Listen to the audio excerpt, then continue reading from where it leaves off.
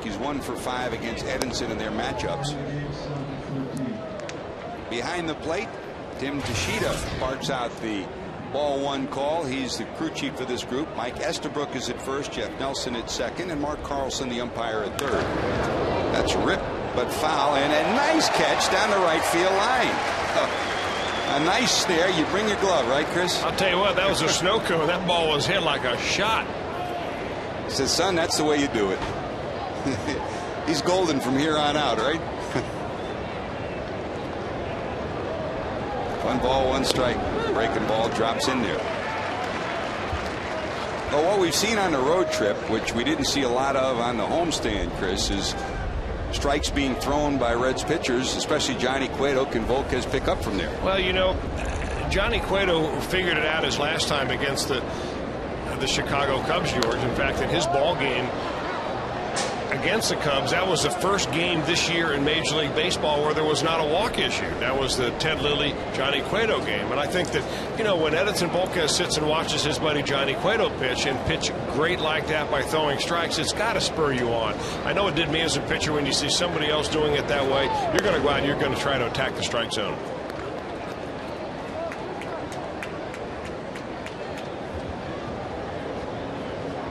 Edinson, 2 balls and 2 strikes, facing Johnson. He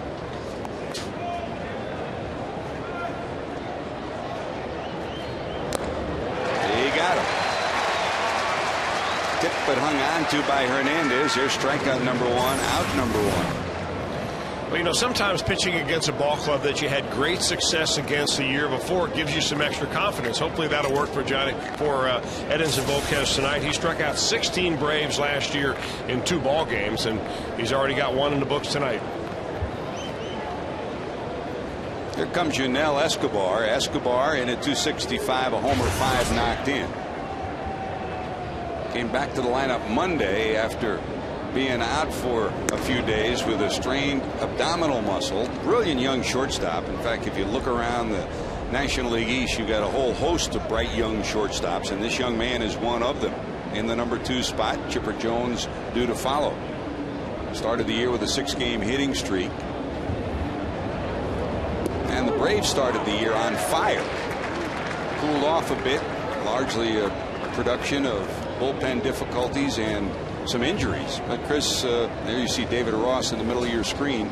This is a team, if their pitching holds up, and remember they don't have Tim Hudson now, they should get him back in August and September. They may get Tom Glavine back too. That's a little more iffy, but if they can hang in there, it's a team that could finish strong. Well, right now the big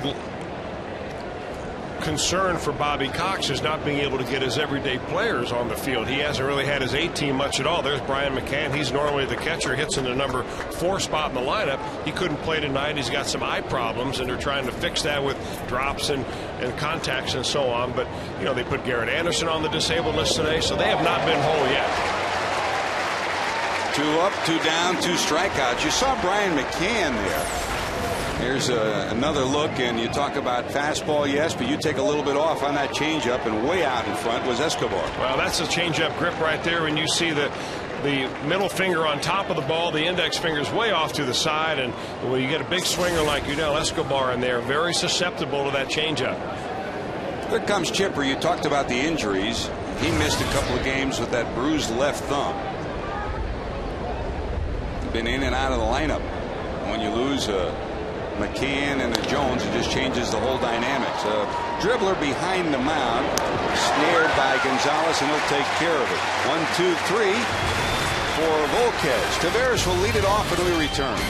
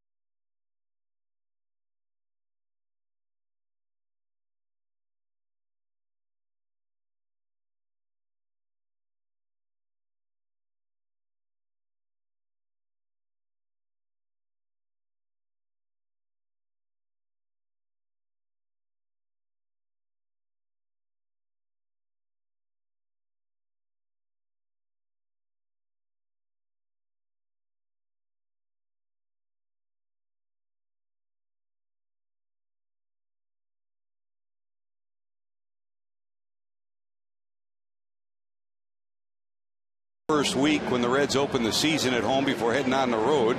How about that? 80 degrees for their return to Great American Ballpark. Picture perfect night for baseball. Let's check the starting lineup for Dusty Baker and the Reds.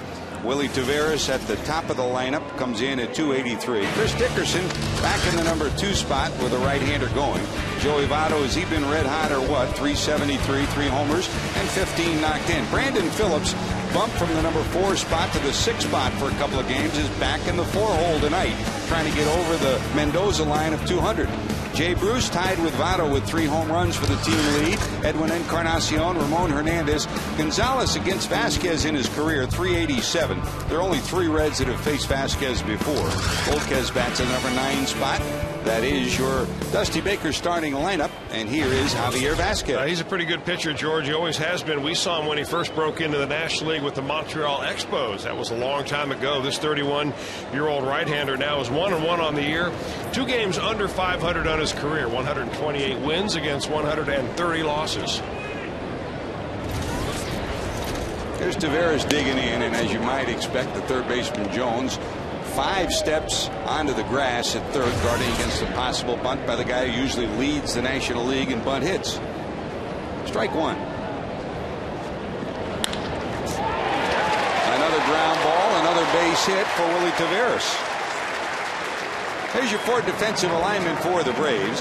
The Braves come in 14th in the league in defense. They have committed 13 errors on the season. Matt Diaz is in left. Jordan Schaefer, the brilliant young rookies, in center, and Jeff Francoeurs over in right. Francoeurs got a cannon for an arm. Chipper Jones, Escobar, Kelly Johnson, Casey Kochman across the infield, and David Ross, the former Red, behind the plate, the late replacement for Brian McCann. That's your 4 defensive alignment. So here's Vazquez on the mound. We'll see how the running game works out in this series, with Taveras inching off the bag at first. Showing bunt is Dickerson, and there's a strike. Well, you can see by the way that Javier Vazquez just has a very modified slide step, and he does this almost every time out there. He's not a guy that's very deliberate to the plate, not an easy guy to steal on. So if you're Willie Taveras down there, you already know that. You know what the mathematics will tell you, that if you're going to get a jump, you've got to get a big jump in order to try to steal.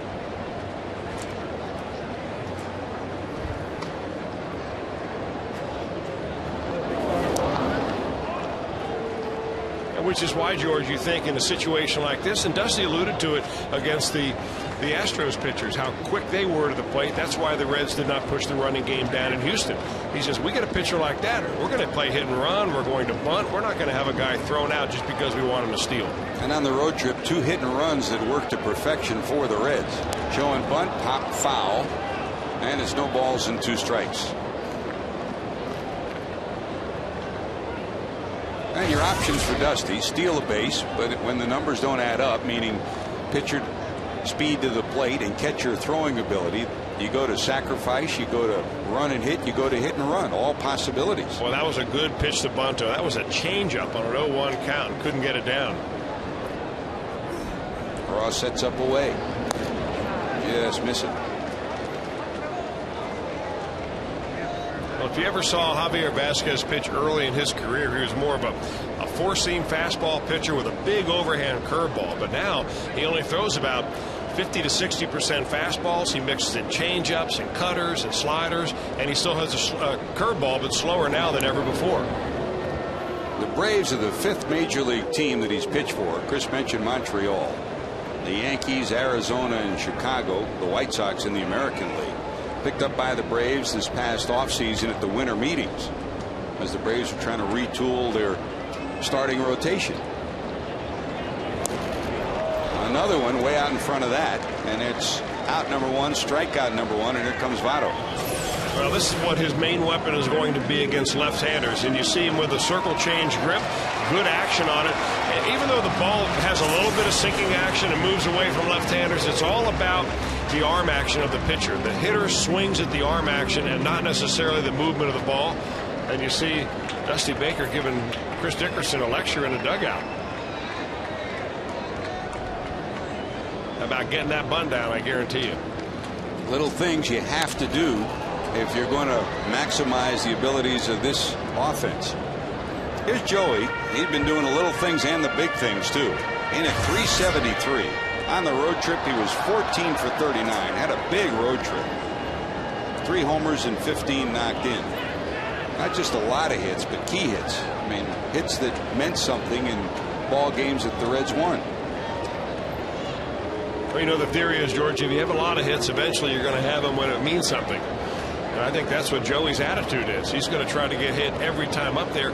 You know, in his young baseball life, I don't think you can count on and fill one hand with the number of at-bats he has where he's kind of giving them away easily. He battles you and battles you as well as anybody. That gets away from Ross. Here goes Taveras. The throw to second won't be in time.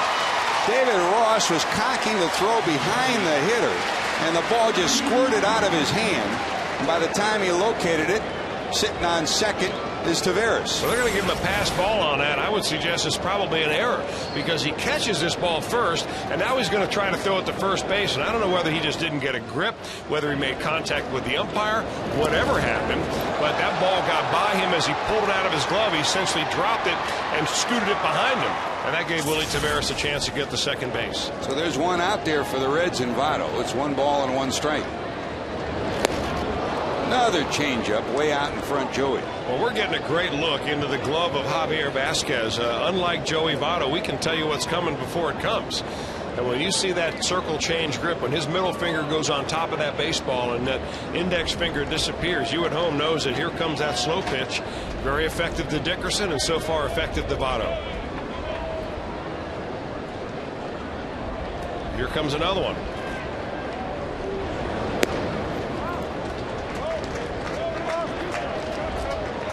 No one throws more changeups than Trevor Hoffman in the last few years as a closer, but there are times when Vazquez, and he's really reinvented himself as a pitcher, there aren't many starting pitchers who will throw more than he throws in a 9-inning ball game, and he'll get a lot of his strikeouts from it. 2 balls, 2 strikes. And Ross and Vazquez want to make sure they're on the same page with the runner out at second. Well, you also have to realize in a situation like this that Joey Votto is a very good hitter. He thinks along with the pitchers. He adjusts to the changes of speeds that pitchers throw him. And you just can't continue to go change up, and get a hitter of his caliber out. So it might be that Vazquez wants to get to something hard, maybe a cutter in, and then go back out there on a 3-2 pitch. Here's the fastball.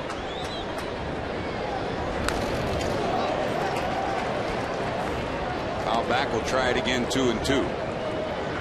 Votto facing Vazquez for the first time. Always thinking. You can just watch his eyes. I mean, that mind is, the guessing game is on. The mentality of this young hitter is at a level that is higher than veterans who played the game for 8 or 10 years. 2-2.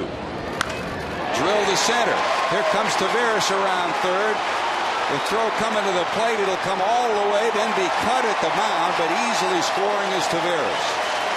Boy, Schaefer threw a cannon from center field, but with Taveras' speed, he's going to score. Another big hit from Joey Votto. Well, they cut it off right at the pitcher's mound. I wonder if there would have been a play at the plate because this throw was right on the money. And Jordan Schaefer charged it hard. He's got good wheels, and he comes up with a very strong arm, throwing right away, right over the center of the mound. And well, Casey Kochman cut it. He must have heard it from somebody to go ahead and cut that ball and keep that runner at first base. So the Reds score first. 1-0. Joey Votto picks up his team-leading 16th run batted in. But put that in your memory bank. The throw from Schaefer. It was on the money in a cannon. Well, he's a very good outfielder. He can go get the ball. He's got a good arm. He's coming around as a young hitter. But I'll tell you, George, he's one of those young players. It seems like the Braves reach down into their farm system once or twice a year and bring up a kid that really doesn't have a whole lot of upper minor league experience. They put him in a lineup, and he succeeds. It's amazing how they continually are able to do that. Take another look at the throw. I mean, it wasn't the factor, but take a look at the velocity, the form, and right on the money. I'll tell you, the form, he's not as big, but he reminds you a little bit of, you know who, Josh Hamilton. Sure. The way he came up throwing that ball. And their careers are very similar. I mean, he served a suspension in the minor leagues for the use of HGH, human growth hormone, and coming back from it.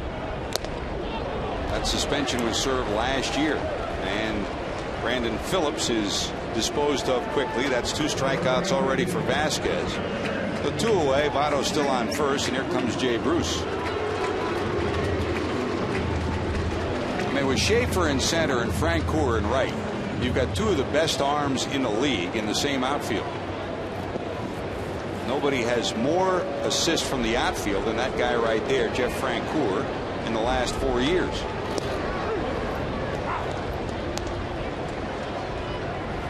And that puts the pressure on the third base coach for the Reds, Mark Berry. He was shaking his head this afternoon saying there are no gimmies with this outfield, and he is right.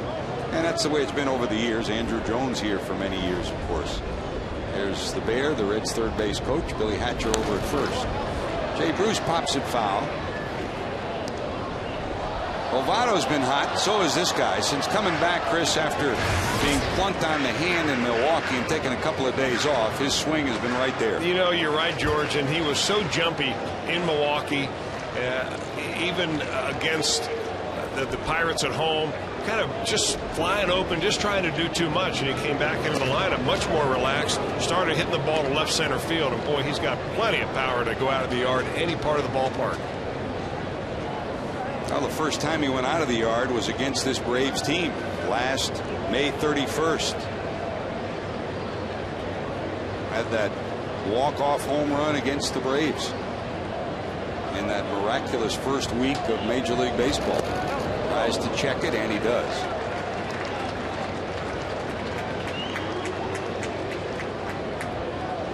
A workhorse, that's the way you would describe Javier Vazquez. I mean, in the last 8 years, he's been over 200 innings, and every year except one, and that year he's 198.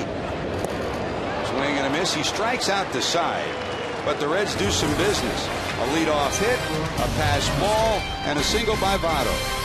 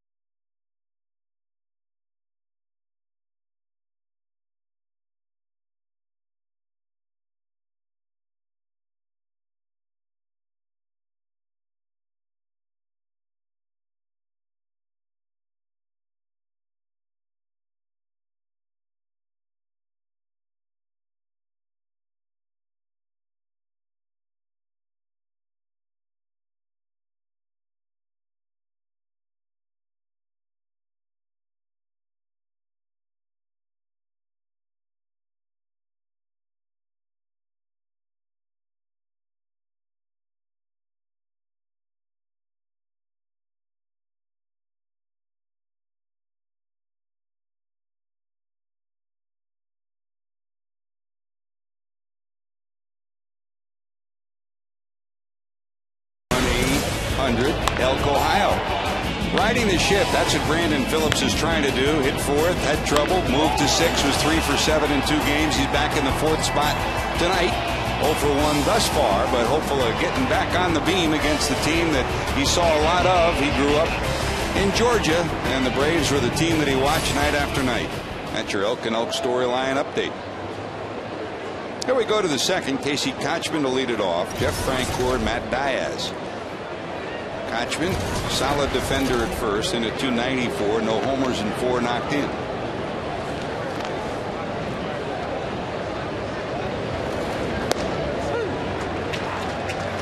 Kochman picked up from Los Angeles from the Angels the end of July of last year. That was part of the Mark Teixeira deal, and one of the reasons they got him was to plug him in at first base when they lost the Gold Glove first baseman Mark Teixeira. And Bobby Cox liked what he saw, not just terms of his numbers, but the presence he brings to a ball club. And that's why that man is good. Not just because he has good players around him, but he surrounds himself and he surrounds his team with winners, with people who play the game the right way and who conduct themselves the right way.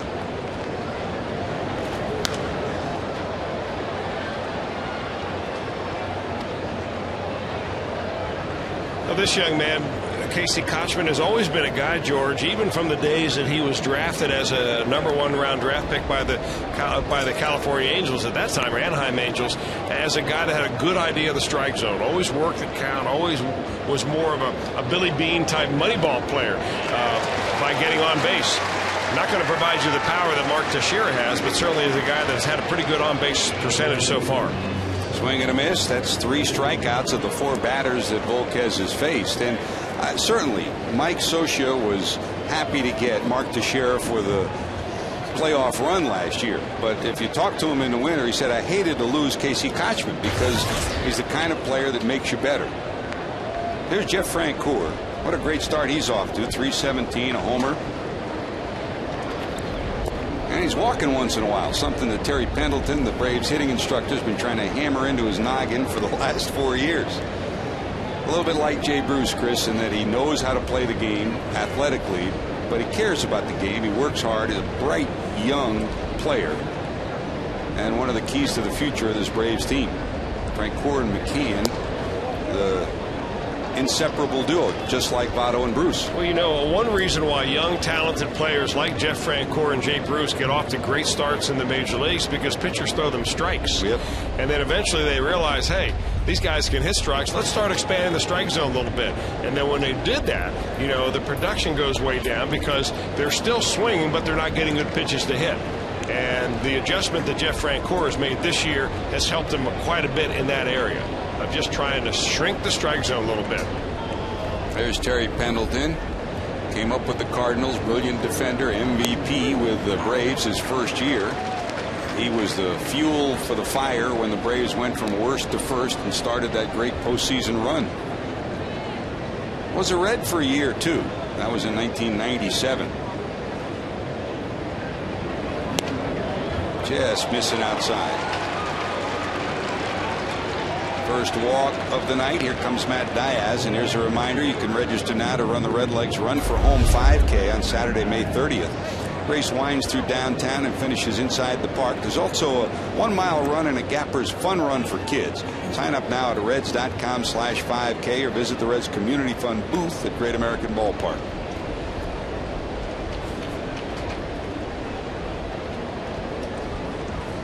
There's Diaz in at 235, a couple of homers and 7 knocked in.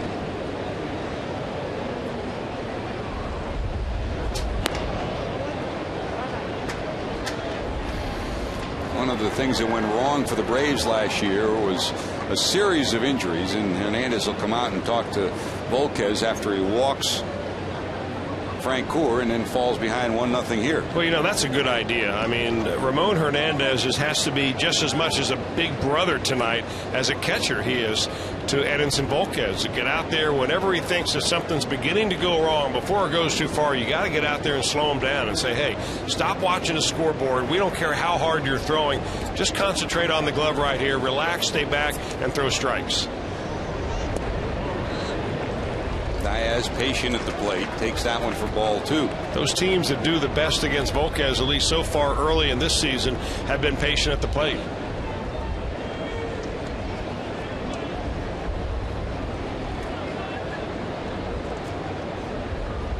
Short lead for Francoeur down at first. And he waits him out.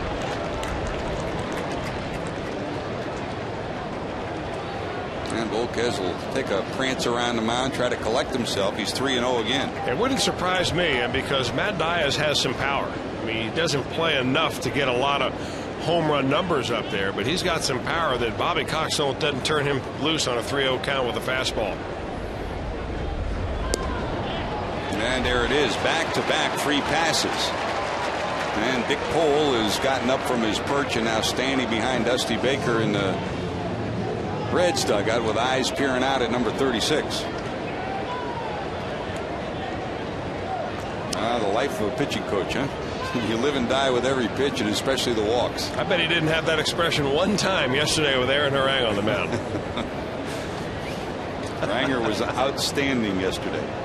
So 2 straight walks with 1 out. Here's Jordan Schaefer, the rookie at 269, a couple of homers and 3 knocked in.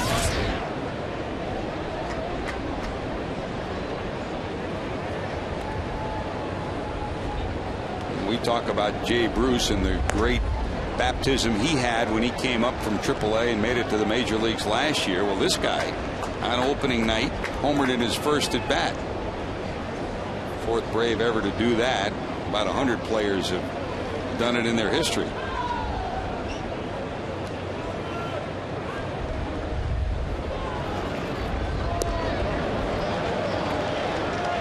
How about this? 2-0. And here comes Dick Pole. He's seen enough, and he needs to make his way to his sermon on the mound. Well, it's not like a pitching coach has some kind of a magic saying that you whisper into. It's not like you're the horse whisperer, right? That you can whisper into the ear of your pitcher and say, all right, I'm going to calm you down right here, and you're going to go into a trance and throw strikes. But Dick Pole does know what Edinson Vazquez worked on in the bullpen session. He does know the phraseology that he's used, and he also needs to kind of give him a little boost, whether it's the kind of a boost where you stroke him and say, all right, come on, you can do it, or you throw strikes or else. One of those psychologies has to work because Edinson Vazquez has too good a stuff not to be able to have confidence in it to throw it over the plate. And this is the bottom of the order. Schaefer, Ross, Vazquez. Schaefer throughout his minor league career has averaged a strikeout about every 3.5 at bats. Yeah, but you know what? You're not in the big leagues if you can't hit a fastball, and I bet you this kid can turn on one if you give him one out over the plate. There's a strike. I mean, when you are consistently behind with the hitters, you're turning a 200 hitter into a 350 hitter and a 300 hitter into a 500 hitter.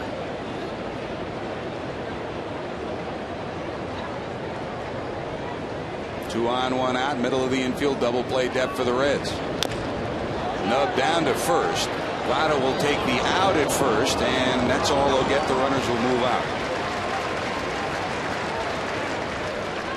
He had another view of Schaefer's game. Boy, did he get down that line quick. Yeah, he can run a little bit, and that was a good pitch by Edinson Vazquez. It was a changeup. He followed it after a fastball on a 2-0 count. So you set up the changeup with a previous fastball, nicely placed, and ground ball that will advance both runners. The 2nd and 3rd, and here comes the former Red David Ross with 2 outs.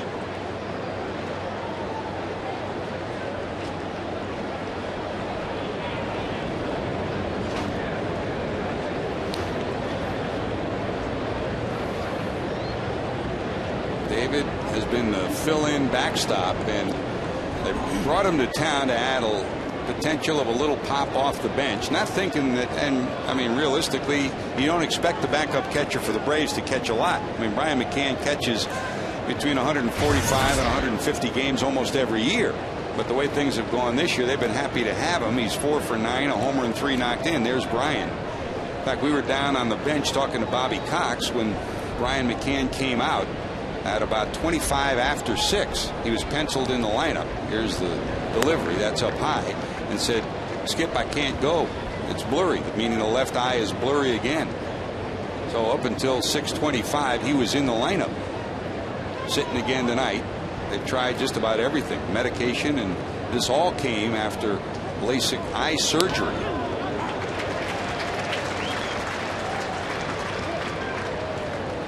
They're continuing to look at the possibility of drops and other medication to try to right it, but they haven't been able to get it under control. 1 ball, 1 strike.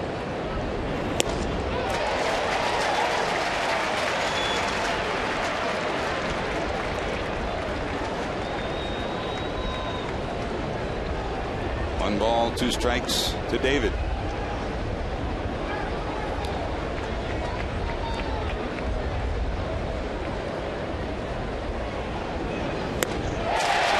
Strikeouts for Edinson Vazquez.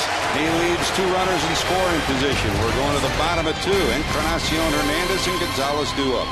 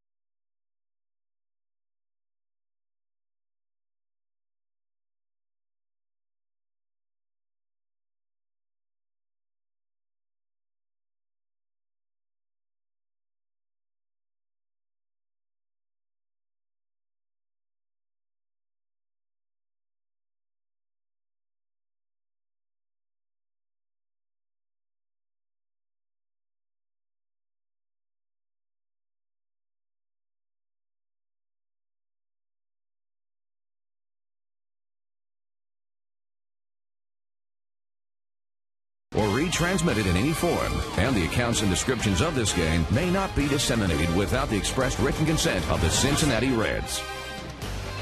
I see this beautiful new Toyota Tundra. Well, if a Reds player hits the Tundra sign during tonight's game, Greg Power of Westchester, Ohio is going to win it. Register for your chance to win during an upcoming game at your Cincinnati and Northern Kentucky Toyota dealers. Now, they haven't said anything. It had to be a baseball. You could bring your clubs down here and go to hacking at that thing. That'd be an idea. Here's Edwin at 146, a homer, 6 knocked in. Use the right word, hacking. Speaking of clubs, you rolled them out with Steve Flesh, huh? Yeah. Fresh off his 6th place finish at the Masters. Those guys are good. You know that key line that they say with the PGA players? Believe it. They are real good. He taught both Brad Johansson and myself and Joe Robertson quite a lesson out there today. A lot of people think they could play at that level, but it is a different level. Yeah, it really is. 1 ball, 2 strikes. Well, they both got it working so far on this night. Vazquez struck out the side in the first. And here's his first out of the second. Well, strikeouts for Javier Vazquez this year have certainly come in buckets because he has struck out 20 batters in his last 2 starts. That's coming into this ball game, and he has struck out all 4 outs so far in this ball game for himself.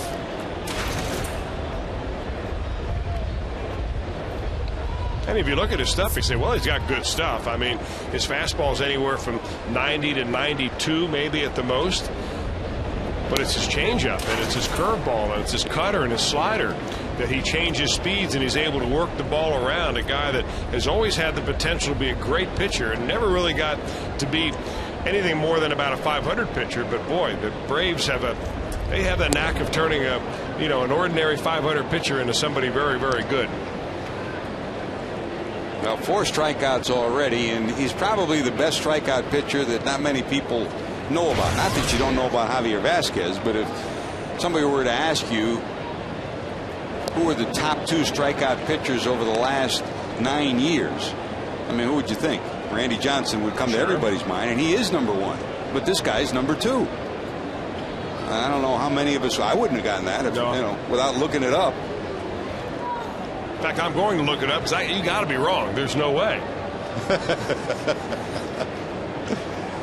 Call Megan. Megan Sheehan will tell you. Oh, yeah. Santana, Pedro Martinez, Kurt Schilling, Randy Johnson, they're all on the list, but he's number 2 in the last 9 years to Randy Johnson, over 1,700 strikeouts. Well, if you watch the Fox box and you see that radar gun reading at the top of your screen, you'll see that he'll go as slow as 68 miles an hour on that last slow curveball, all the way up to 91 or 92, and that's a big spread for a hitter to try to keep up with. 2 balls, 2 strikes to Ramon. Hit pretty good to left. Going back, looking up Diaz. It's going to be off the wall. He better hustle around first, going to second, and he'll be in there.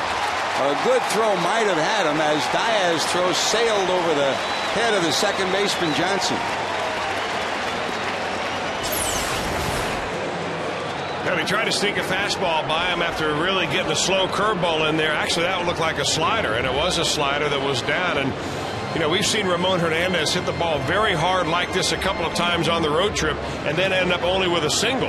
And he would not be denied tonight. In fact, he never even slowed up, looked up, or anything. He put his head down and was busting it into second base with 1 out, and the Reds have a runner in scoring position again. This is the part of the order that has seen Vazquez the most. Ramon Hernandez, 18 at-bats, and here Alex Gonzalez, 31 at-bats against Vazquez. In fact, Gonzo has hit .387, 12 for 31, and a homer against him. Gonzalez, of course, faced him when he was in the National League in Montreal, then faced him when he was in the American League, and Gonzalez was also in the American League with the Red Sox. Alex bouncing back a little bit. He's up to 125. That's a shot. caught by Escobar and read well by Hernandez to get back. But that's a good sign. We've seen in the last 3 games Alex Gonzalez hit the ball better than at any time in the last 3 weeks. Well, you know, George, you always seem to trend towards your normal numbers, and right now Alex Gonzalez is hitting $1.25, so there's no way throughout the regular part of the year he's going to hit $1.25. So you got to figure he's going to get hot. He's going to bring his batting average up to where it normally is, somewhere around the 260 mark, and in the process he's going to have a lot of hits, and he's beginning to see it a little bit better. When you say trend towards the numbers, are you in reference to your golfing match with Steve Flesh? Yeah, the numbers are, my numbers look more like a snowman than anything else today. What'd you shoot? What did he shoot? Tell you? What did he shoot? He was 7 under. Nope. You know, he doesn't even line up his putts. He just kind of stood. Of course, they're so short he doesn't have to line them up, but it's 82. That's not bad. Not bad at all, with the pressure on, too. That was no pressure. He's a good guy. Yeah. A lot of folks rooting for him. You're not kidding. And you know why? You can see why. Yep. He is such a great guy. Just an ordinary Joe who can flat out play some golf. He's having a big Pro-Am tournament on July the 6th at a Triple Crown Country Club. They're selling tickets for spectators to come out and watch. They've got 14 or 15 touring pros that'll be there, including Kenny Perry. And it'll be just great to see those guys play. The tour comes to Cincinnati, so hope there's a lot of people who want to come out and watch that. Is he going to get you around at Augusta? I didn't ask him that today. But I knew I forgot something. Your big chance. 1 ball, 2 strikes. That's strike 3. A lot of folks root for Steve Flesh. A lot of folks root for Chris Mack, who will join us as we talk some hoop from Xavier when we return.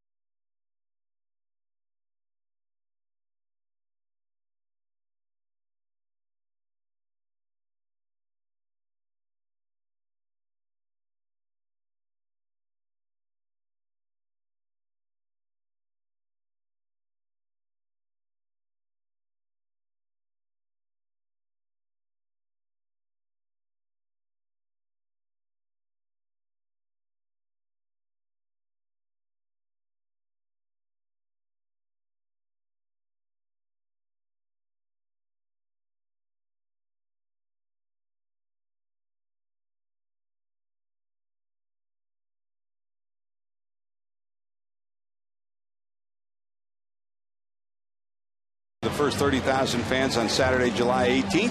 Fans Choice bobblehead, part of a collectible set of 4 given out at the ballpark this season. Cast your vote now at reds.com/fanschoice. Great to have you with us here at Great American Ballpark, and great to have a familiar name and a familiar face. This is the St. X reunion up here now. I believe it, George. There we go. Stop all that bad talk about the Bombers right now, because I have some serious muscle in the booth. A little backup. New Xavier coach Chris Mack joining us, a veteran Bomber. Played basketball at St. X. Of course, you broke all of Chris's records there. Most of them academic records, of course. I don't know about that. Were those 45s or 33s? Yeah. Congratulations, Chris. Thank you. I appreciate that, George. What a magic carpet ride for you. Oh, it's been awesome. I mean, press conference last Wednesday, and honestly, I feel like it hasn't stopped since. You're recruiting and trying to hire a staff, and it's just it's been a whirlwind. You two guys have a unique perspective because you grew up here. You went to St. X. You, of course, were able to come back here and play basketball here. After you went to Evansville, you came back here and played. And now you coach here. Now you're making your living here. It's like a fraternity that's pretty special for both of you. It is. I mean, to be in your hometown where you grew up in front of friends and family, I wouldn't have it any other way. Let's hope that his tenure as a coach lasts longer than my tenure as a player here, George. It's going to be more than 1-1 for Chris Mack, I'll tell you that. Chris, were you surprised when Sean Miller called you up and said, I'm leaving? I was, because around 11:30 that night, I think it was Sunday night, I got a phone call from Sean, and he basically indicated that he was turning down the job. So I went to bed thinking that everything's going to be the same, and I wake up 4 in the morning, my phone rings. I didn't answer it. My wife answered it, gives it to me, and says, Sean's on the line, and I think there's a change of heart here, and at least I think negotiations went through the night, and ever since then it just it was a whirlwind, like I said. I know for you, it is home, but to have the opportunity to coach at your alma mater or something, anybody that's been through it before, and you of course coach with one of the best, one of our favorites, Skip Prosser, and I know that how much it meant to him, and I know you translate that into your chance now too. Yeah, I mean, to be in front of friends, family, it's a great experience, and I'm really excited because my family is going to be here for years to come, hopefully. And you mentioned Skip, and no greater role model, not only in the basketball world, but just as a person. I wish he were here today. I'm sure he's smiling down on me. And, he is here. Yep. He was with you at that news conference too. You know that. Yep. And so was probably Pete Gillen. Pete, I was with him years ago, and there's not a better leader of men than Pete. Coach called me the other day to wish me congratulations, and I wouldn't be where I am without people like Coach Gillen, Coach Prosser, the influence they had on me when I played, and then when I got into the coaching business and sort of showed me the ropes and allowed me to have the opportunity that I did. So those two guys are always going to be close to my heart. All right, Chris, what's your biggest challenge here as you look towards the next season? Well, I think the challenge is obviously the expectation from the outside world, but like I've said, our expectations are set inside the locker room, just like most teams and most programs, and making sure that how we played over the last 3 to 4 years, where team goals first, worry about individual accolades, all that stuff will come if we focus on what's important. I mean, we have some great leaders, guys like Derek Brown and Jason Love, who are going into their senior year. No better role model on our team to really model how you should practice, how you should prepare, and those two guys I think the world of, and I think their teammates do as well. What a great postseason run into the NCAAs, and we were all at the edge of our seats watching as we were down in spring training, and so close, but then again so far. That's the NCAA tournament. You can be right there, and obviously we had a shot to win it. Yep. And if it weren't for Levance Fields 3 at the end of the game, we would have been in back-to-back Elite Eights and knocking on that door to get to the Final Four. But we're going to keep knocking. One day, hopefully, we can push the door over and get in there, and that's sort of the goal of our program.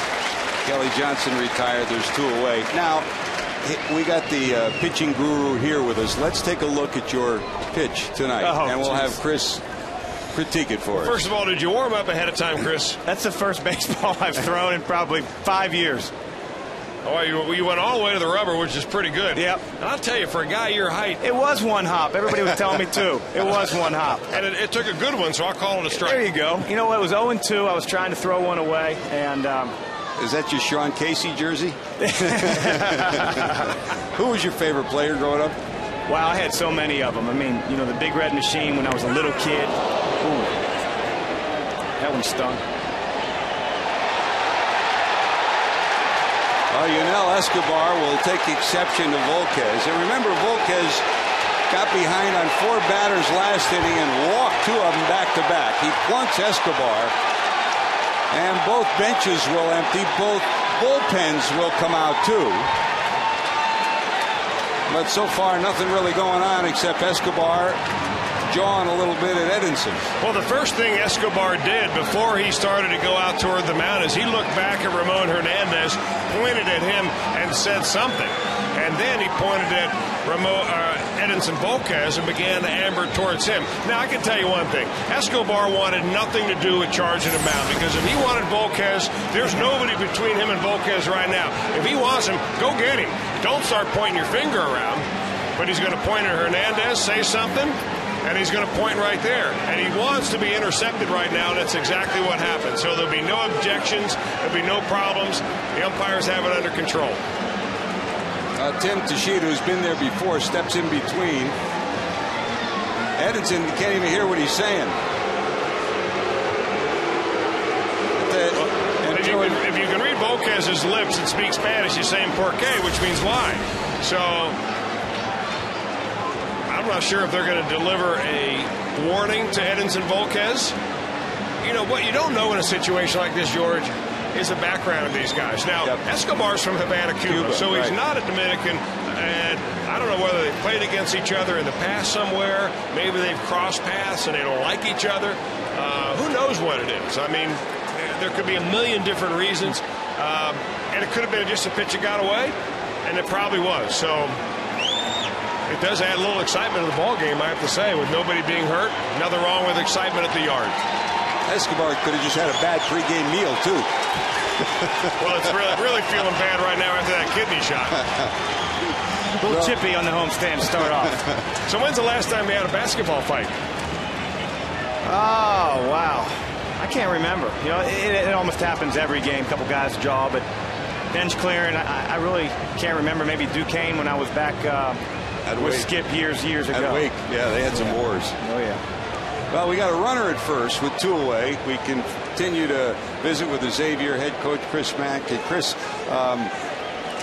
before we let you go and leave your Bomber career behind you, when you talk about your years at St. X, you talk about the old story, white men can't jump. You could jump. A little bit. You could. A little bit. My athleticism didn't show itself on the mound tonight, but yeah, a little bit. You know, Chris, somebody told me I should bring up the name Don Carmen. Boy, I hope it was George, because he's always Don Carmen, your only career home run as a major leaguer. We're trying to get Don Carmen into the Hall of Fame, but so far we're unlucky.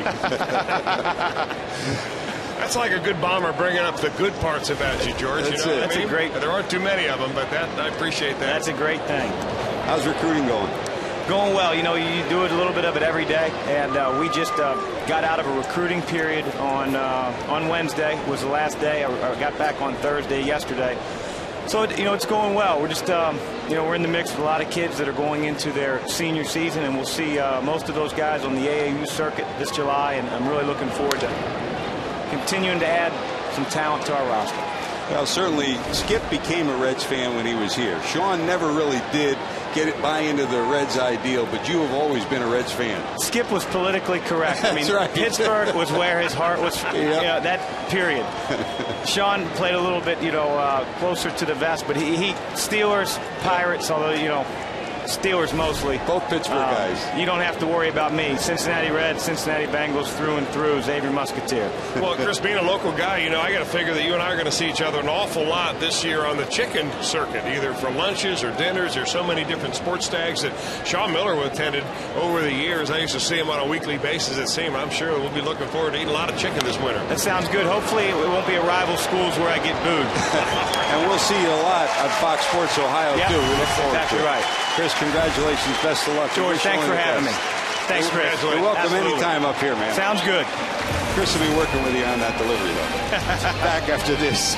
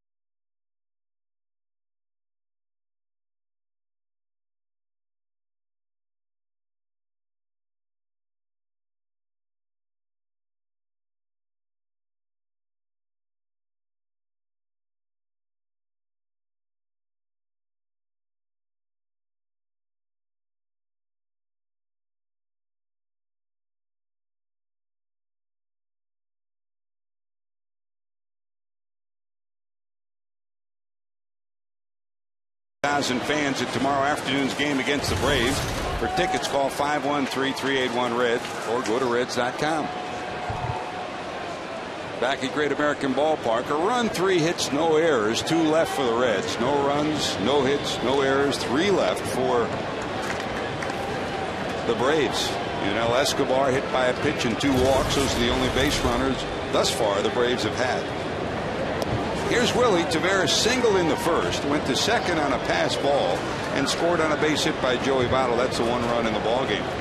You can really tell Chris loves being at the ballpark, huh? I'll tell you what, I'm so happy for him, getting an opportunity. It's a big opportunity, obviously. I mean, Xavier's a big-time program, and he's going to do great in it. What a nice young man, and I'll tell you what, I think those that were involved in making the decision to hire Chris Mack did the right thing there. And again, as we mentioned with Chris, you'll see a lot of Xavier right here on Fox Sports Ohio. Not just the games, but pre-games too. So we look forward to the relationship continuing to grow right here on Fox Sports Ohio. By the way, we look forward to our good buddy Jim Day rejoining us this coming week. The Columbus Blue Jackets eliminated last night in a thriller 6-5 by Detroit. JD will be back with Jeff Pecoro. And of course, Brian Giesenslaw will continue to be part of our pre and post game activities too. Sure, it figures, now that the weather's warmed up, that's when JD gets back here, right? He wasn't here for the cold of Chicago or the cold of He's been following hockey, so he's been to some cold places this winter. 2 balls, 2 strikes. Down to third. Quick flip to first, and Taveras is retired. 1 away. Here comes Dickerson. Chris struck out in the first inning.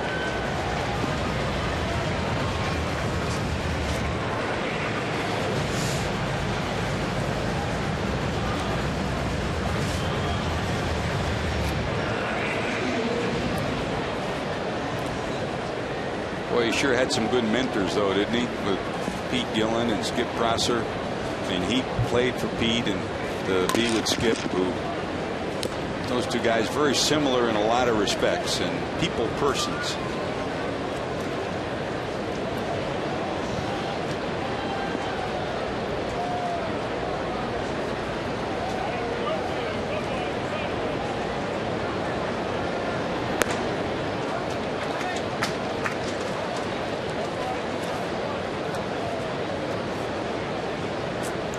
Vazquez,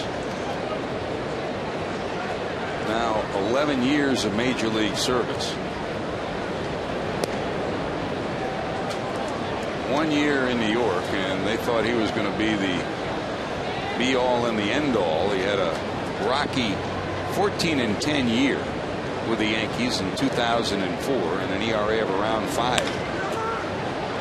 Down to second. Johnson has it. Dickerson's retired, and there's 2 away. Throughout his career, Javier Vazquez has been a high strikeout pitcher, no question about it. Since 2000, he has 1,788 strikeouts. Randy Johnson has the most at 2,115. So he's been right there with the big boys in that. But the other thing that he's changed this year, George, he's had more strikeouts than ever, but he's also turned himself into a much more of a ground ball pitcher. He's always been a guy that is a strikeout fly ball pitcher. This year he has twice as many ground outs. I know the sample size is small yet. Than compared to flyouts that he's ever had before. So he's using more of that change. What that tells me is using more changeups. He's throwing cutters inside the left-handers to get them to roll over on it, and he's getting guys way out on their front foot. 1 ball and 1 strike to Joey Votto, as he's done so often this year. The biggest hit so far of the night for the Reds, a base hit to center that plated Taveras with the lone run in the ball game.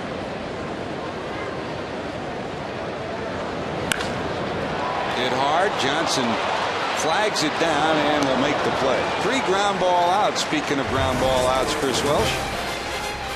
We go to the 4th. Kochman will lead it off.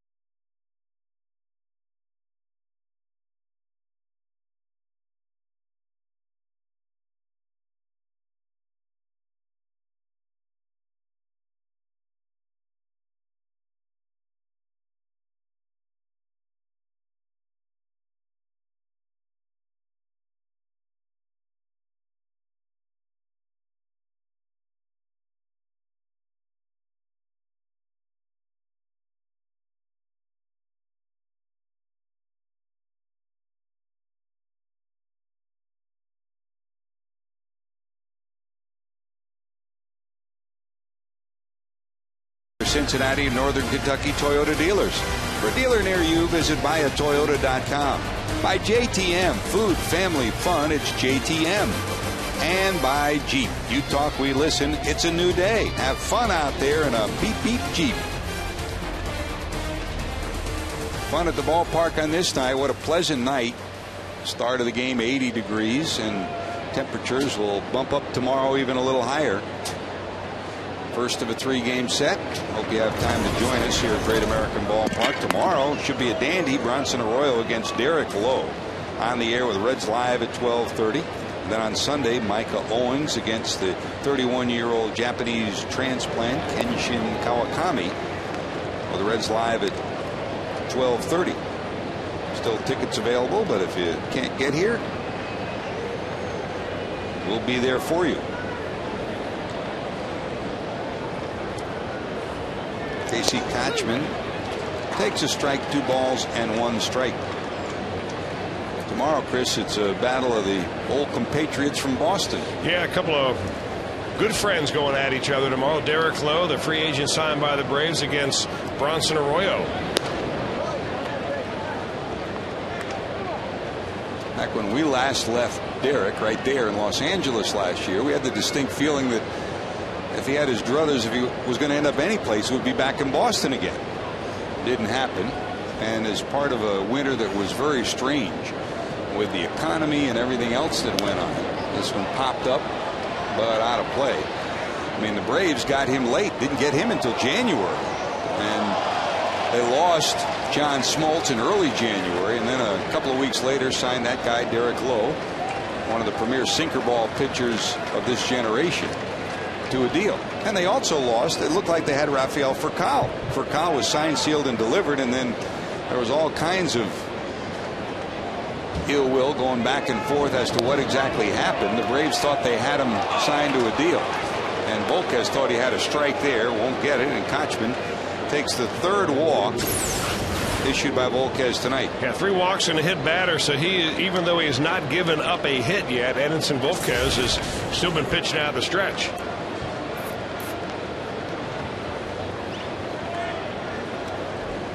But nobody out, 1 on, and here comes Jeff Francoeur, who walked back in the 2nd.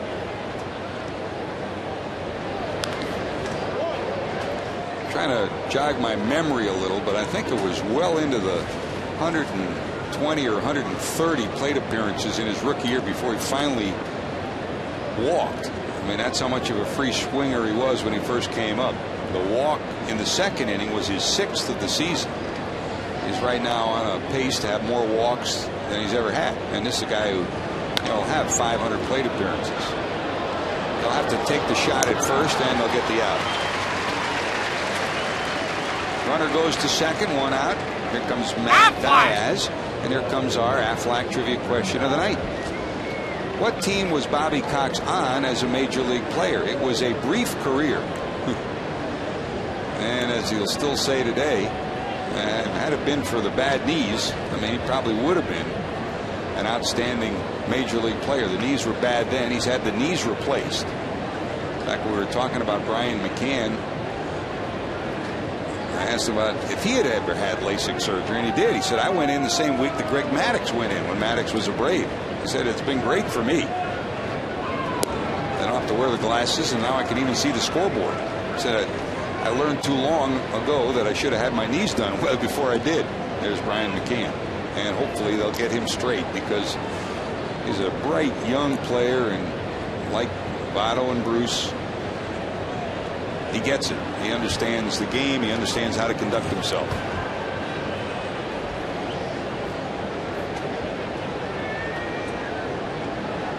Diaz walked in the 2nd.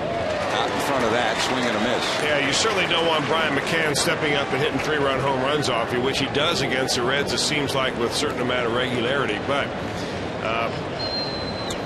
you sure feel bad for this young man. They're trying to figure something out in a non-baseball related injury. You know, the LASIK surgery has been great for the way majority of the people, but there's still surgery, and there's still some unknowns out there. And they're trying to figure out exactly how to get the tearing back into his eye, essentially. You know, I can understand pitchers getting it, but it's so much more of a risky deal for a hitter to do it, I would think, than a pitcher. And there have been some hitters that have had it done, and it's been great. It's worked successfully. 1-2. I remember when Jeff Bagwell had his, and he first came to spring training. When we saw him that spring, he was having difficulty, similar to the same kind of problems that McCann is having, and he went back in, had it touched up, and he was fine after that. Well, McCann has been through a number of things. Essentially, his eye dries out. One of them is fine, and they've used different types of drops. He's been fitted for different types of contact lenses. He had a new contact lenses he was fitted for today. He thought it would fix it. But then, as you discussed with him, and I did also behind the backstop and during batting practice, he said it's not going too good right now. And your eyes are about the most important thing that you have when you're a baseball player, at least a hitter. Clubhouse operative Freddie Stone next to him on the bench. You still see him tugging at that left eye. That's the one that's bothered him. 3 balls, 2 strikes to Diaz. From the stretch, Vazquez, he got him. 6th strikeout of the night for Edinson. That's one thing that makes Edinson Vazquez very dangerous, is because just because he goes to a 3-2 count and has already walked 3 batters, it doesn't mean he's throwing a fastball right here. He throws a changeup and gets Matt Diaz way out in front and gets a strikeout. That is 6 of them now for Edinson.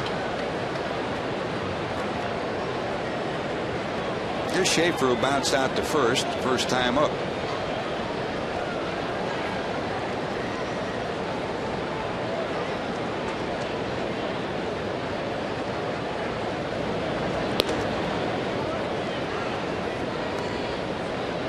Cardinals and Cubs underway.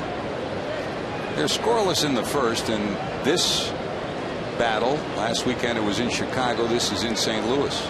Mets lead Washington 1-0 in the 4th. Florida 3, Philadelphia 0 in the 4th. Houston and Milwaukee scoreless in the first. Those games underway in the National League.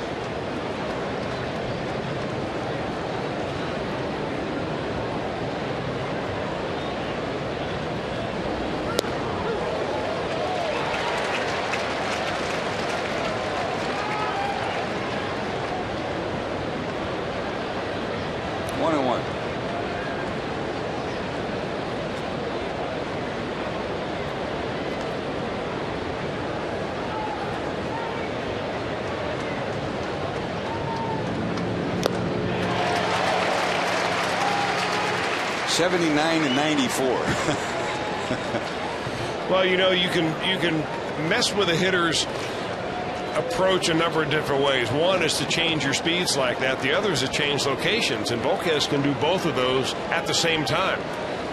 A low changeup and a high fastball.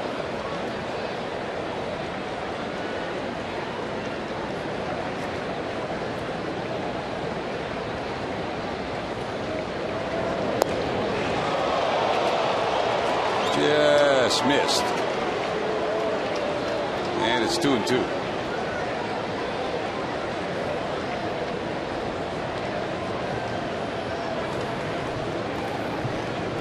We saw a very relaxed and composed Johnny Cueto in his last start in Chicago. And Dusty Baker, Dick Pole are hoping that Vazquez will get to that same balance point mentally and physically too. Tries to check it, fouls it off.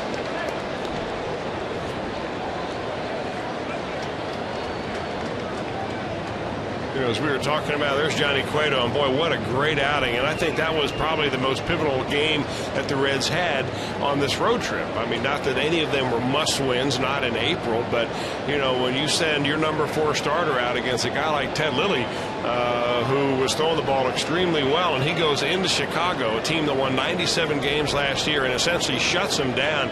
They didn't get a sniff. That's a pretty good number 4 starter right there. That'll give you some reason for excitement.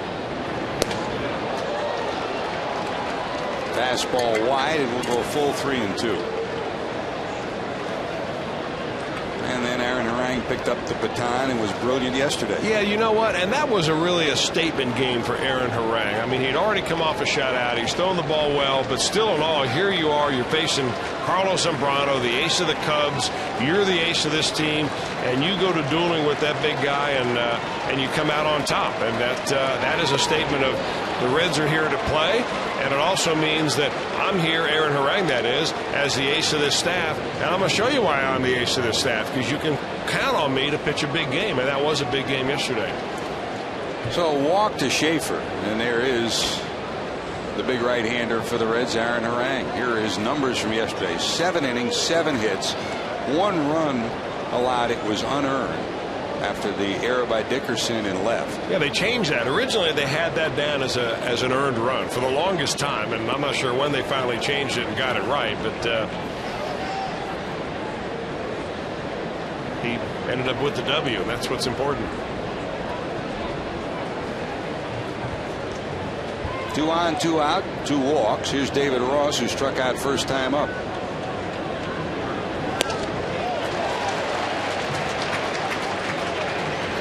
Well, David ought to have a pretty good idea what's going on with Edinson Vazquez. He's caught him before, but catching him is one thing, hitting him is something completely different. No balls, 1 strike. Kochman walked. He's off second. Schaefer walked. He's off first.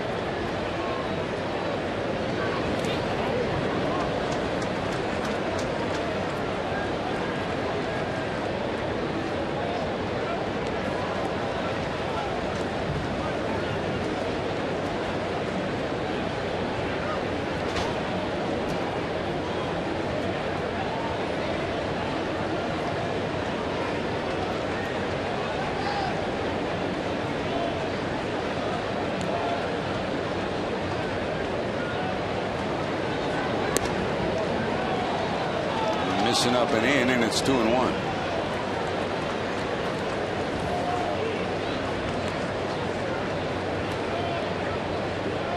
Nothing gets a pitching coach to pace or a manager to take off the hat and shake his head more than free passes, huh?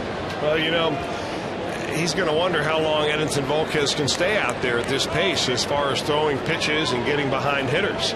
And you still have to respect David Ross's power, even though he struck out the first time. His first year with the Reds, he did hit 21 home runs. So when he connects, it goes a long way.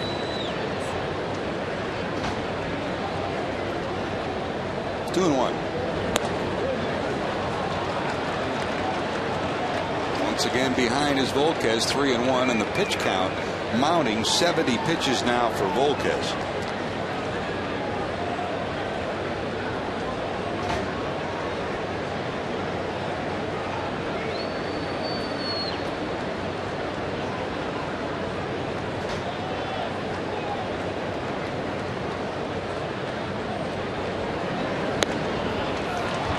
He'll take a free pass. So the bases are loaded, all via walks. Kochman, Schaefer, and now Ross, and here comes Vazquez. Well, in his last game against the Houston Astros, Edinson Vazquez did manage to squeeze 6 innings in, and he gave up 4 hits, struck out 7, but he walked 5. So he was pitching out of the stretch all night long, same way as tonight. But whatever he's done wrong, and in his mind can't think about negativity or anything bad right now. You've got to rear back and say, all right, I'm going to throw strikes and attack the strike zone against this pitcher. Here's Vazquez, who made contact, bounced out first time. Looking for his first hit of the year, and there's ball 1. You know, he may want to go out of the full windup right here, even though he has been pitching more this inning and most every inning out of the stretch. They want to just change something up.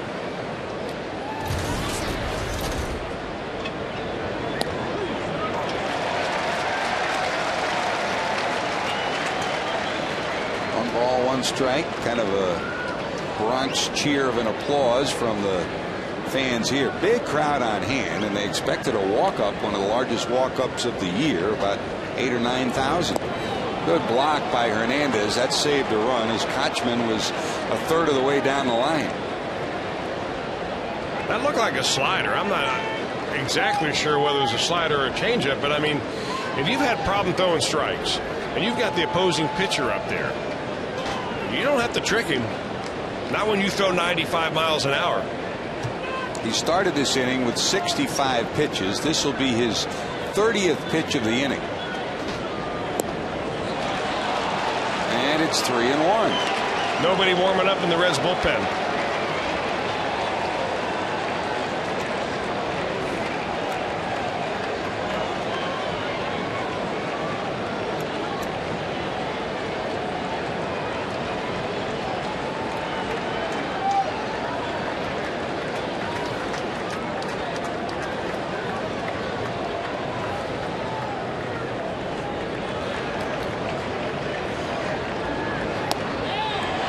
That's ball 4. Vazquez thought it was a strike. Doesn't get the call from the home plate umpire, and that is 4 walks, forcing in a run. It's a tie game, and Dick Pole is on his way out to the mound again. Well, it doesn't get it easy now, because now you turn the lineup over, and you've got real hitters up there after you've just walked 4 in this inning.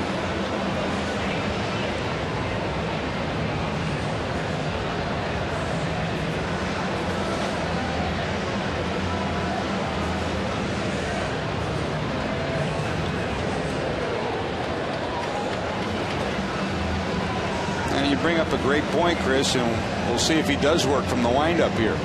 Well, you know, George, you get stuck in a rut after a while, and if you're having control problems and you're working out of the stretch and you walk another guy and then you walk another guy, you got to do something different. Some catchers will call breaking balls instead of fastballs just to try to break the record. And the same thing. I mean, it's like a broken record out there. Now he is going to go finally to the full windup, which is what he probably should have done against a pitcher. There's Kelly Johnson, who struck out twice. I'll tell you another thing. You know, after having shown the inability to throw strikes, Tim Tschida behind the plate is less likely to give that pitcher any of those marginal pitches. If you're around the dish, you get him. If you're not around the dish, you don't get him. There's a strike. 78 pitches now. 37 balls and 41 strikes. Ugly numbers.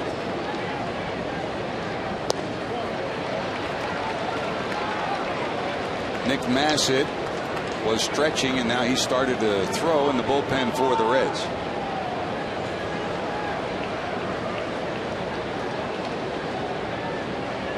Two and one.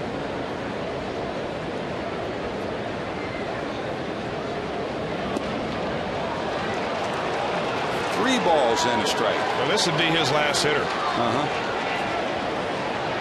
Dusty's up, making his way to the steps if he doesn't get him. I mean, if you watch this guy and you take him out, you're taking a guy out of the ball game who's yet to give up a hit.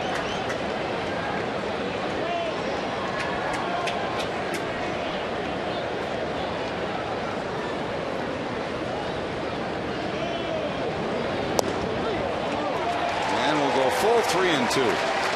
So 3-2, bases loaded, 2 outs. Even though he has yet to give up a safety, the first hit of the game could be a disastrous one for Vazquez here. The runners will be off and going.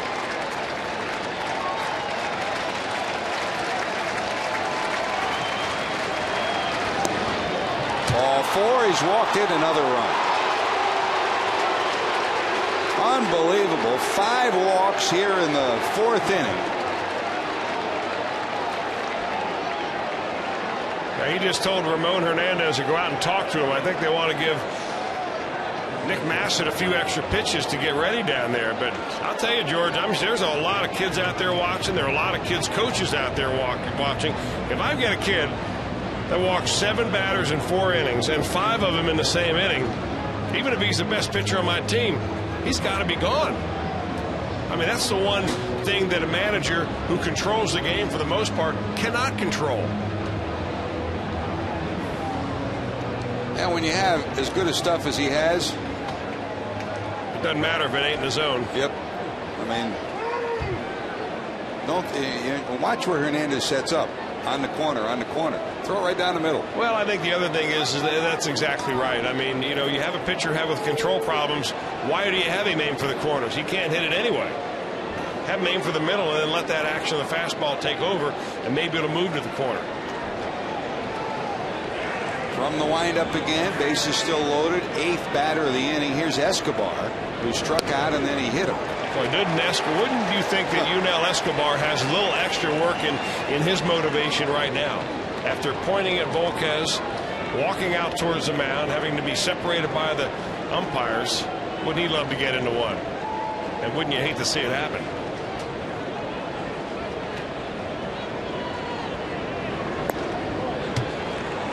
"39th pitch of the inning. Now 84 pitches on the night here in the 4th inning for Edinson Vazquez.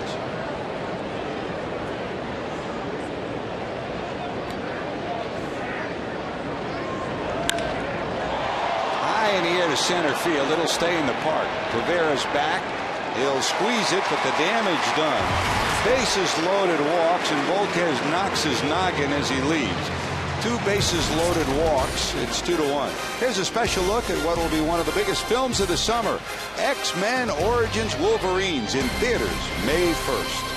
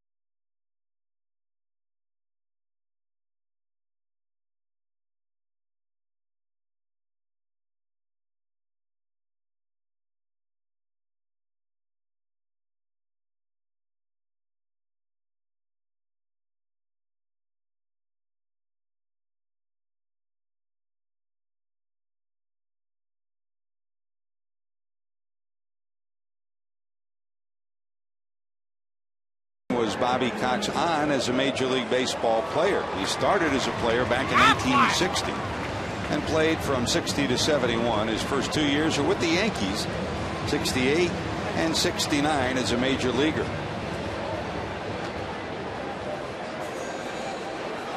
.225 average, 9 homers. Those 50 knocked in, and he also started with the Yankees as a manager. Managed at Fort Lauderdale, a place where Chris Welsh played. Managed at West Haven, a place where Chris Welsh played. Those old light stanchions in the middle of center field. They had the monuments at Yankee Stadium. They had light stanchions in West Haven. Yes, they did. Those lights weren't too good either. Boy, I missed those dark nights. When the fog came in. Remember the fog came in? Yeah. Here's Brandon Phillips, struck out first time up. I thought it was smog. They had the old Alling rubber plant right next to it. It was smog. There's so many baseball stories that surround Bobby Cox, and all of them part of the legend of a guy who's become one of the greatest managers in the history of the game. And most of them have to do with him as a person, as opposed to not just how many games he's won in the postseason. He trails only Joe Torre. Torre's won 80 games in the postseason, Cox 66. He's had 6 100-win seasons. 29 years as a manager at Toronto and Atlanta. And of course, I mean, he was a guy that left Toronto after they went to the postseason in the 80s, came back to Atlanta, and came back as a general manager. And you talk about how did the Braves turn it around? Certainly John Schuerholz deserves a lot of the credit, but it started with Bobby Cox. And it started with Cox as the general manager going down and looking across the table at the #1 pick in the nation. There's a walk to Brandon Phillips, when everybody said Todd Van Poppel's the guy that's going to go #1. But Bobby met with Todd, and he met with Chipper Jones and said Chipper Jones has something inside of him that you don't see very often. Something not just as the athlete that he is, but as a competitor. And boy, was he right about Chipper Jones. He drafted Chipper Jones, and that's been the cornerstone of the organization. Yeah, and it really wasn't long after Chipper was drafted that he blew out his knee completely. I mean, had to have his knee completely rebuilt, long rehabilitation. They thought it would maybe sidetrack his career a little bit. It never did. He's just turned into a pro's pro. Came up as a shortstop, and in spring training tripped over first base. I think it was at Fort Lauderdale, the stadium at Fort Lauderdale, and underwent knee surgery, came back the next year, and since then he's been a third baseman or an outfielder. But what an offensive player. One of the greatest switch hitting home run hitters of all time. Won his first batting title last year, and he's done it the right way. George, I'm thinking there may be something wrong with the mound here at Great American Ballpark. Or the wind. Or maybe the energy left behind by Innings and Vazquez has somehow permeated the uniform of Javier Vazquez, and he can't throw strikes. Here's a guy that normally has a pretty good idea of the strike zone. He pitched 18 innings so far. He's only walked 6 batters total. That's in 3 games. But he walks Phillips to start the inning. Now he's behind 2-0 to Jay Bruce. Bruce struck out first time up.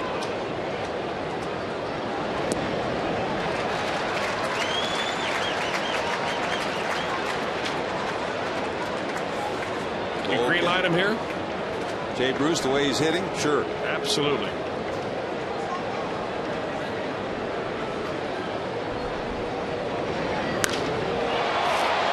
Didn't get all of it off the end of the bat. Frank Coor comes over. Look out. Schaefer finally recovers. Schaefer took 3 steps back. Frank Coor came in and bailed him out, but then Schaefer came in and called him off. You know, even though he makes an out right here, I like this play. I like when hitters are aggressive, and you know, he had a good swing at that ball, just got it out a little bit on the end of the bat, pulled off that ball just a hair.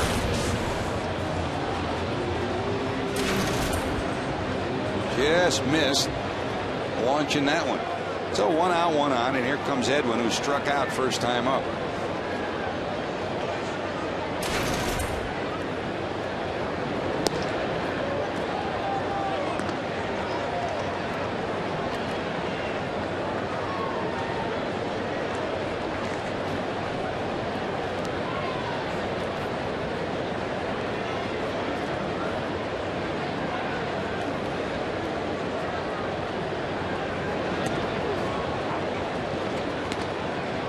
Vazquez first came up, folks used to run on him a lot. He had a big high leg kick.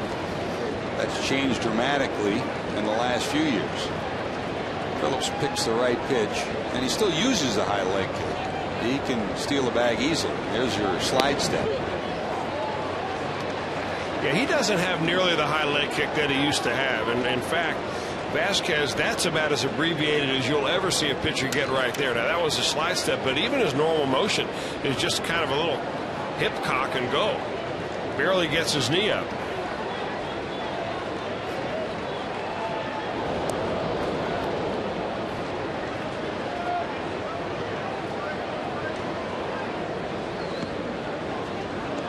One ball, 2 strikes to Edwin.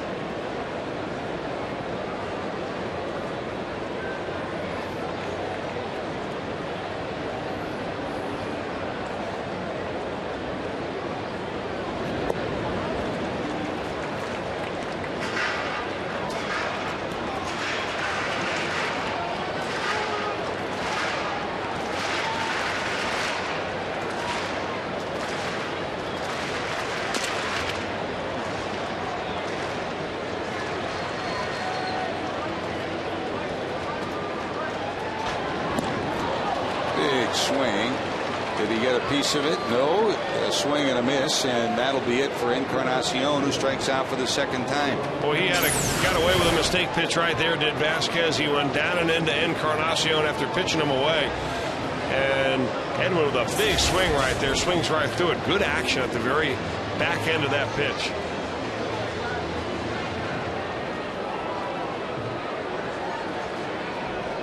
Six strikeouts now for Vazquez. Two away, and here comes Ramon, who doubled off the wall and left in the second inning.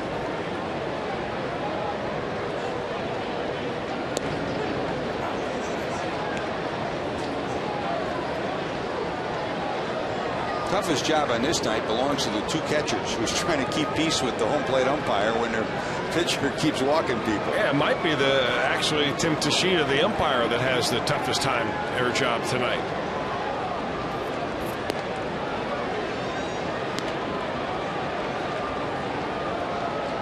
You know, there's such pressure on umpires to keep the game going and have, you know, these games be shortened compared to last year and then the year before. But when you've got pitchers out there that aren't close, what are you supposed to do? It's not the umpire's fault tonight. For a change. Yep. That's a shot into right, a base hit. Phillips had to hold as it whizzed past his head, so he'll stop at second. So Ramon is 2 for 2. Well, he banged one off the wall to left center field, got a double. This time he insides out an inside fastball and sees a vacated spot over on the right side. First and second, the Reds go with a couple out. And Alex Gonzalez, who hit the ball very sharply his first time up right at the shortstop, got a chance to drive a run in.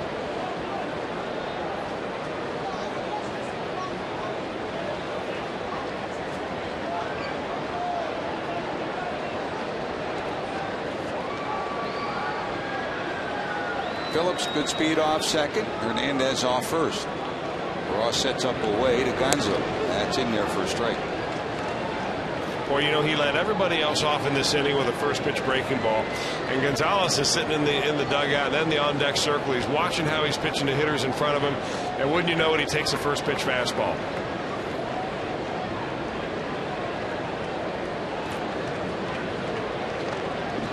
There goes Phillips. No throw as Chipper holds his ground. That'll be a stolen base for Brandon. Yeah, that's a pretty smart play by Chipper Jones and not vacating his position right there. Because if Alex Gonzalez, who pulls the ball a lot, if he hits the ball on the ground to a vacated spot where Chipper Jones would have been to field a ground ball and throw him out at first base, that would have been bad news for the Braves. So rather than worry about the stolen base, Chipper does what the pro ought to do, which is stay right there, hold your ground, just in case you get a dribbler down the third baseline. Number 3 on the season for Phillips. And it's a ball and a strike to Gonzalez. Hernandez did not follow, so he's still at first. That's a shot into center. A base hit. Gonzalez continues to swing the bat better. A bullet. And the Reds have knotted this one up 2-2. I don't know that Hernandez would have scored from second with Schaefer's arm, but if he had followed Phillips, he would have been at second. Now, one of the few mistakes that Javier Vazquez has made, and it's right down the middle for Alex Gonzalez, who doesn't try to do too much with it. He gets that ball right back up the box. That's a good sign. Well, Brandon scampers home. We're tied at 2, and Vazquez will hit. One last chance for Edinson that hopefully can get himself righted the next inning. 2 runs, 5 hits for the Reds. 2 runs yet to get a hit are the Braves.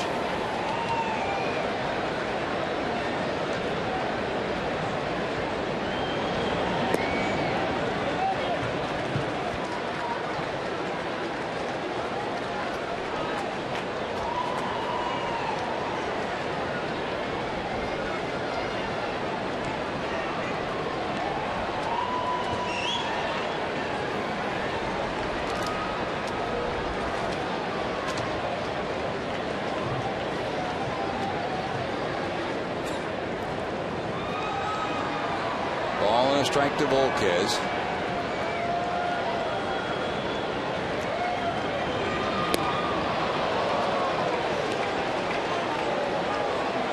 Still looking for his first hit of the year. Pitch count for Vazquez now up to 70.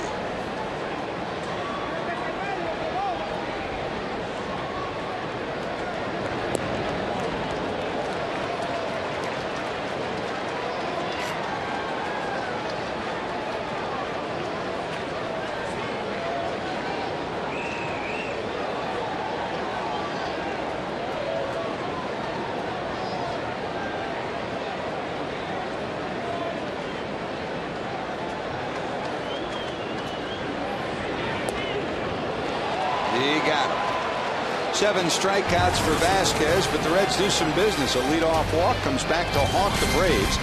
Gonzalez cashes him in. We're tied at 2.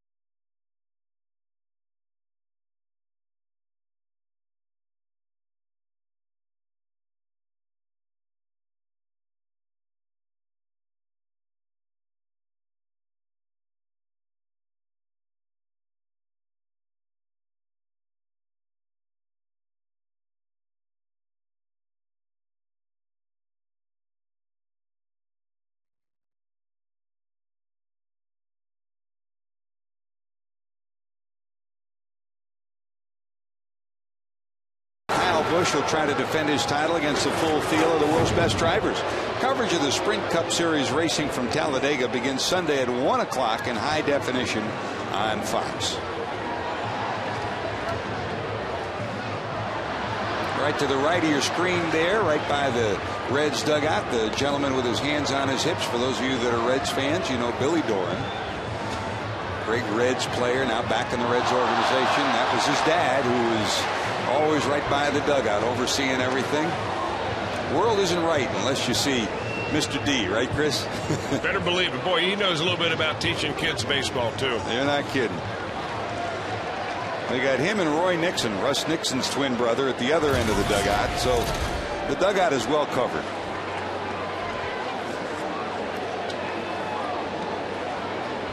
We're tied at 2, and here comes Chipper. Chipper bounced to short, bounced to second, 0 for 2. Celebrating birthday number 37 today. What a year he had last year. First batting title, 364, and where is he on the home run list? Well, he's heading to 500. Switch hitters, Mantle 536. Gonzalez has that. Eddie Murray 504. And creeping up, Chipper. He's one of those guys, Chris, that he don't have to get to 500 home runs. He very well might, but he a Hall of Famer in your book? Oh, he's a .310 hitter lifetime, George, and you know, in an average year, he'll hit you 33 home runs, drive in 100 to 115 runs. Absolutely, Hall of Famer all the way. Our Firestone leaderboard puts him in rarefied company as a switch hitter, number 3 on the switch hitters list. There's a guy with a lifetime on-base percentage over 400.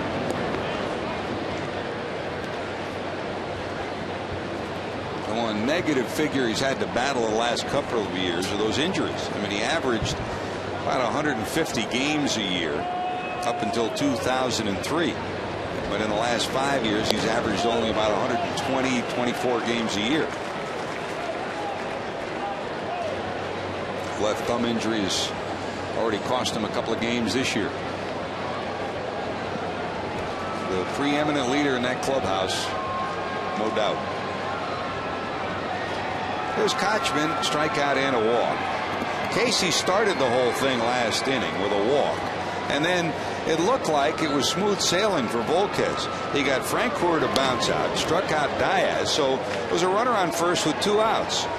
Then what did he do? He walked Schaefer, walked Ross, walked Vazquez, walked Johnson, forcing in 2 runs before he got Escobar to fly out. You might ask the question, how often does that happen? Not very often, where you walk 5 in an inning. The last time it happened in the majors was last August 13th. Jason Bergman did it against the Mets. Down to third, wicked hop, but Encarnacion handles it. Hey, Reds fans, for a great tasting quality meal for your family, pick up a bag of JTM beef or chicken Philly cheesesteaks from your favorite grocer. Just like Edwin Encarnacion. JTM, food, family, fun.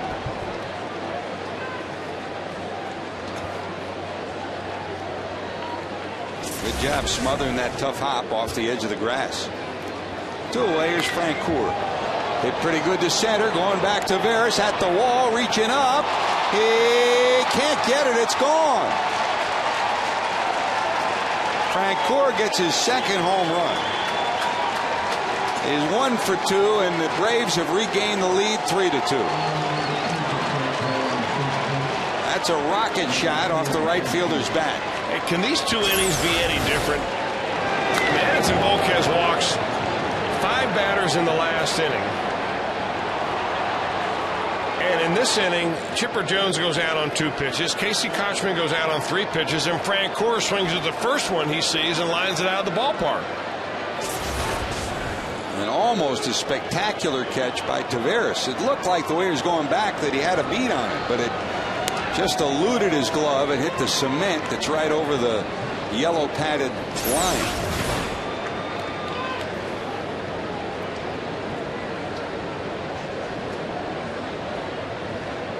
Brilliant effort, but a homer for Francoeur. He didn't put his glove on the ball, I think, Joe. I mean, that's a tough play. Okay, let's not say it's an easy play or should have been caught.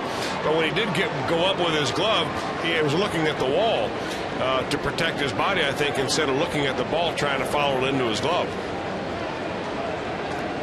I mean, if you catch that, it's a miracle catch. First hit of the night, and it's a big one for the Braves. A homer, and it's 3-2.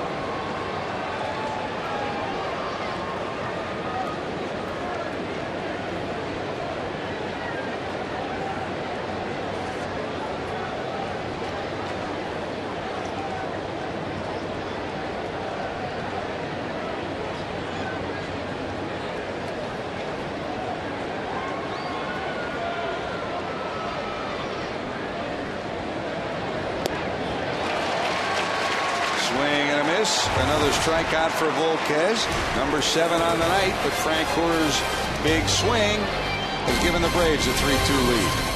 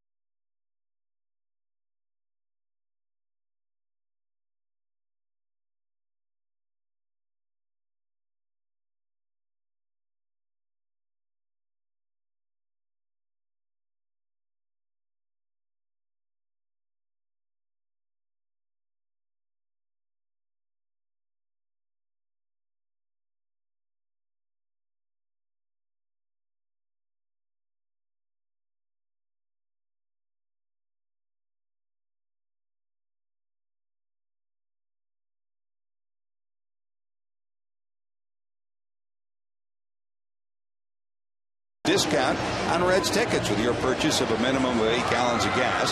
Offer good for up to 6 tickets in April and May, excluding May 22nd through 24th. Visit Reds.com/UDF for details. Jeff Francoeur, big blast, 3-2 lead for the Braves.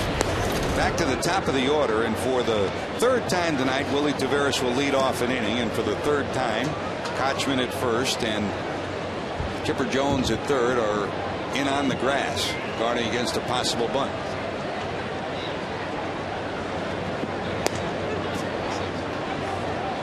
Taveras singled in the first, bounced to third in the third. Well, the Reds have done this a couple of times tonight. This is on base average with nobody on and nobody out. In other words, leading off an inning. The Braves are about halfway point in the National League. The Reds to this point have been the lowest. Willie Taveras tries to get there with a bunt. That's a good one, but Chipper Jones was right there. But look at this stat again, and this is really the one that gets you, because the league average is 341. And if the league average is 341 and you're at 261, you're the last in the league. You can really need to look no further than that to show why the Reds have struggled. You know, they've had a few guys who haven't been hitting, but more than anything else, it's the first guy in the inning and his failure to get on base. Not Willie Taveras, but whoever leads the inning off, because you got to set the table somehow. Here's Dickerson, sliced to the left side. It'll be foul and into the seats. Chris tonight struck out and bounced out 0 for 2.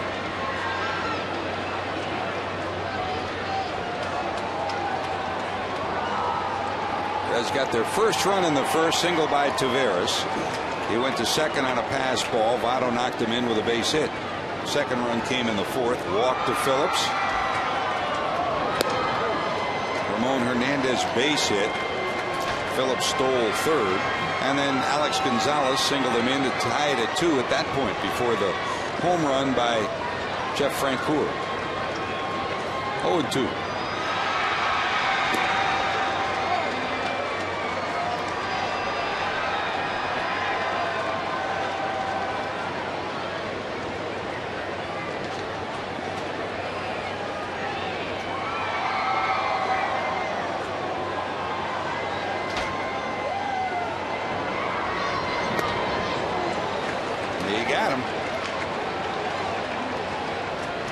Count him 8 for Vazquez. Yeah, and you know what? You can see now why Javier Vazquez has so many strikeouts. I mean, he gets that ball all over the place, and he pitches to a scouting report. He's got Chris Dickerson all out of sorts tonight. Ever since the first at bat, when he slipped a couple of change-ups in there, change-up after change-up, Dickerson couldn't get a bunt down, and he struck out on a change-up. And I think he's carrying that first at bat with him in his last 2 at bats. There's Joey. Votto's first at bat was a good one, a single to center that knocked in a run, and he bounced to second time up. Yeah, I'm not a hitting coach, but I'm wondering if maybe it wouldn't be not a bad idea against a guy like Javi Vazquez to look changeup, because he nearly throws as many changeups as he does fastballs, and when he does throw his fastball, it's rarely in a good hitting spot. It's always down and away, up and in, somewhere on the corners. His changeup doesn't have quite the location. But boy, he must have great arm action on it, because the hitters are way out in front. What he has is movement. Boy.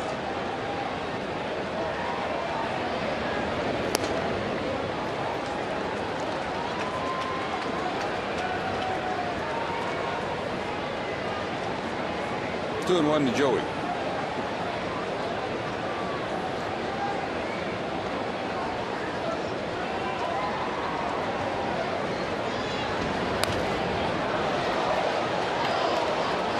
Joey came to the major leagues. A guy behind the plate, David Ross, was one of those that kind of took him under his wing. Ross, outstanding teammate. Wearing the other uni tonight.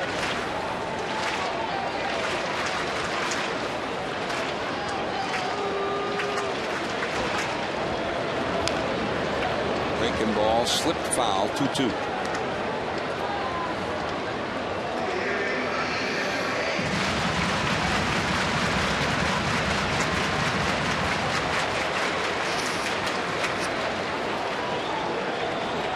Dusty watched his starting pitcher walk 5 in an inning.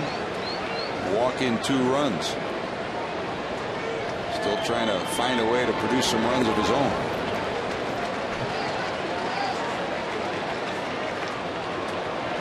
And more often than not, that's the way things have gone for the Reds the first couple of weeks of the season.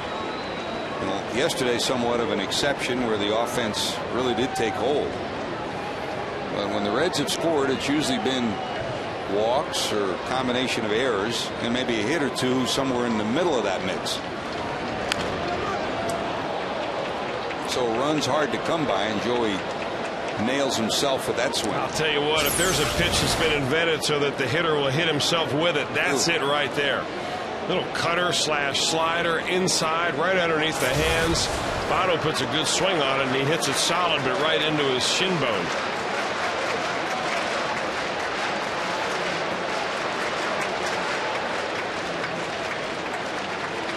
You know, you got to admire the job that Brooke Jacoby has done with Joey Votto and Jay Bruce over the last couple of years. He has worked tirelessly with these guys.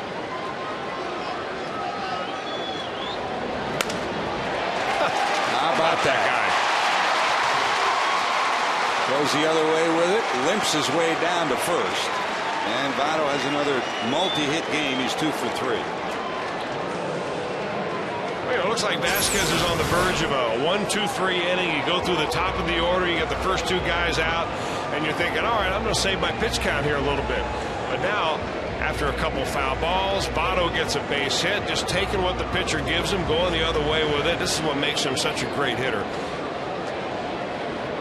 And now you continue the inning. Now you make Vazquez work a little bit more. Now you're trying to get into that Braves bullpen, and that has been their weak spot this year. The sooner you can get in there, the better. Their bullpen is ranked 15th in the league, and when they've had leads, often they've given them up. So if there's a game plan now, it's find a way into that bullpen. Here's Brandon, struck out. He led off with a walk in the 4th, stole a base, and later scored.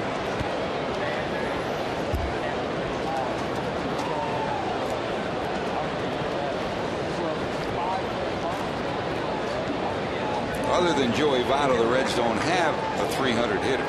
But everybody in this lineup is underachieved for the first couple of weeks. The guy that can really turn it around is this guy. If Phillips can catch on fire, then the offense looks a whole lot different.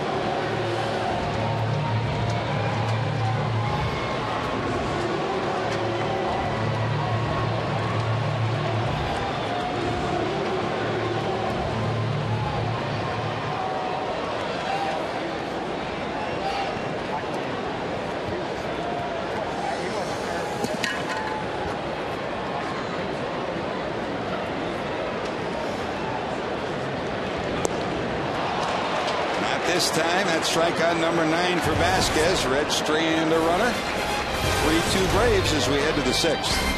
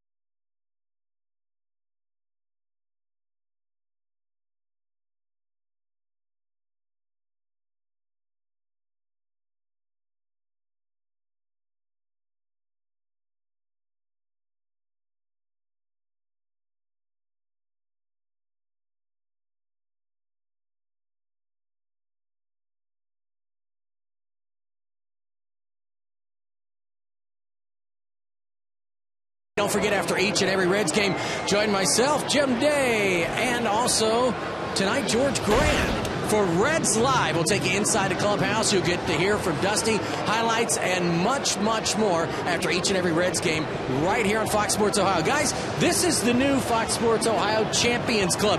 These are unbelievable terrace boxes. Now here you have a table, you have your own TV, which all these gentlemen are enjoying, but the best thing is all you can eat. And George, I don't know where to start. I've got Montgomery Inn, I've got pizza, I got pop, they got peanuts, all you can eat, all you can drink, non-alcoholic, and they also get a couple of tickets for adult beverages as well. This is the way to watch a game, isn't it? The only way to watch a baseball game. These are brand new for this year, and they're all named after one of the great Reds players, Foster Bench. This one is the Foster Suite. Bench, Rose, Concepcion. George, Chris, this is the way to watch a baseball game. Where's the Welsh seat? You see the smokestacks out there? Where the guy lights off the fireworks is where Chris's seats are. Hey, I've been in there before. How'd you get in there? I wanted to undetonate him, George, just in case I had a pitch, because I was always tired back in the old stadium. Every time I pitched, they'd light off those fireworks. Vic, we're proud of you. You finally got to the food. You got that right. I can't. Montgomery Inn, pizza, peanuts. They've got an Oriental station up here. It's pretty much a smorgasbord of whatever you want. This is the way to go. You got your Fox Sports Ohio credit card. Go ahead, have fun. Thank you. Well, I wonder if they have any of those Penn Station East Coast subs up there, George, because they were kind enough to send up a whole box of them to the crew up in the TV booth today. Of course, we ate them before Jeff Pecoro got up here, but they were absolutely delicious. They and were you can get them right here at the ballpark. And by the way, how about the ice cream? Good job. Edie's Ice Cream, you better believe it. They came through.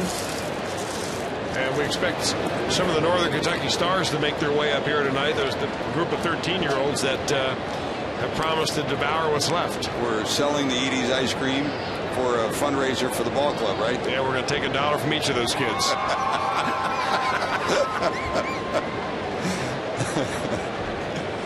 Game coming up tomorrow?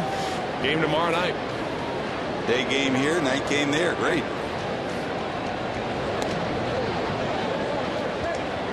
Schaefer takes it down, and here's Dick Massett who takes over. Edinson Volquez night is done. 5 innings, only 1 hit, but 3 runs, all of them earned. 7 strikeouts and 7 walks. Edinson Volquez numbers on the night. He exits on the short end of a 3-2 score. Massett against Schaefer, and it's a full count, 3-2. Easy to say, what's your report card on Edinson Volquez tonight? You say 7 walks are unacceptable, but it's a shame when you got this kind of stuff on a night like this not to be able to hang around. Well, he's got this kind of stuff every night, George, and last year he was able to find that release point perfectly, so he didn't walk all that many batters. But the other thing is that hitters were not quite as patient with him last year because he kind of burst upon the scene and they were hacking and he was throwing that changeup and they were still hacking and they would never really make contact. But I think what he's going to have to do instead of watching that radar gun, and one comment that he made after his start in Houston about when he struck out 7, he said he looked up at the scoreboard and he saw how fast he was throwing, which was 98, and he felt, wow, I've got a good arm tonight. Well, I don't want my pitchers looking at the radar gun. I want them looking at the catcher's mitt, and I think that's what he needs to do. Probably in his bullpen work, he'll back him off a little bit. If you can get that guy to pitch at 90% effort, his stuff is still plenty good to win the major leagues. There are a lot of great innovations in the game today. And the scoreboards, as they've gotten bigger, it's a good news story and a bad news story. For hitters, if you're hitting 400, it's good news. If you're hitting 180, it's bad news because they can see it across the river. And there are a lot of pitching coaches in the old days, Chris. I mean, you had some, I'm sure, that they didn't want. I mean, they'd go to the team and say, I don't want the pitch count up. I don't want the radar gun up either. And back in those days, they didn't put it up. Yeah. No longer. Well, the hitters will tell you how hard you're throwing.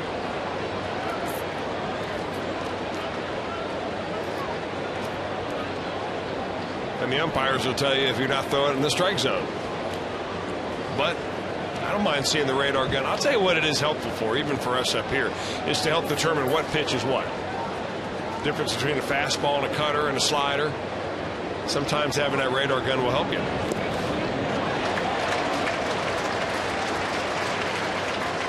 Breaking ball down in the dirt. Ross swings and misses. He's 0 for 2 and a walk. Strikeout number 1 for Massett. Well, they set him up for the slider away, and David looking for something else.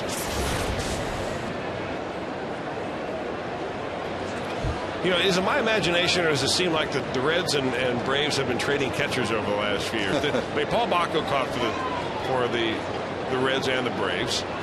Corky Miller has been in both places, and now David Ross. Corky was there as late as last year, and they wanted a little more offense this year, so they brought David Ross in.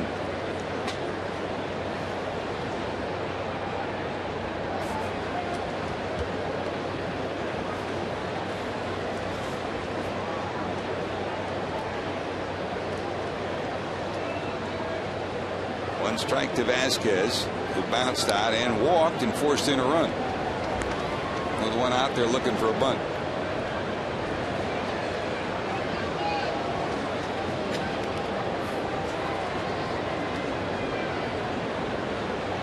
If you're going to catch in Atlanta, you got to go by the program, and they've had that for so many years. Eddie Perez, who for so long was Greg Maddox's favorite catcher and an outstanding backstop. His career over, but he's in the bullpen now.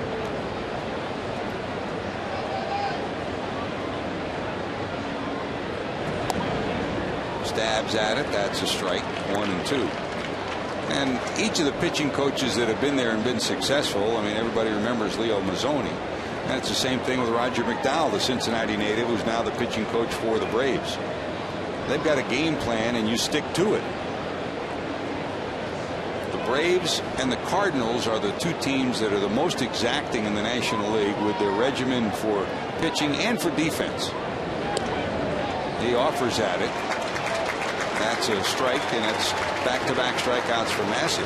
I mean, you talk about outfielders shifting or infield shifting, and in Atlanta and in St. Louis, when they shift you, it's because that's the way they're going to pitch. I mean, you can't freelance on your own. You pitch the way they want you to, and the defense will play accordingly. There's Roger. Coleraine High School, Cincinnati native. And he ranks with guys like Tom Browning as one of the true characters of the game. Yes, he does.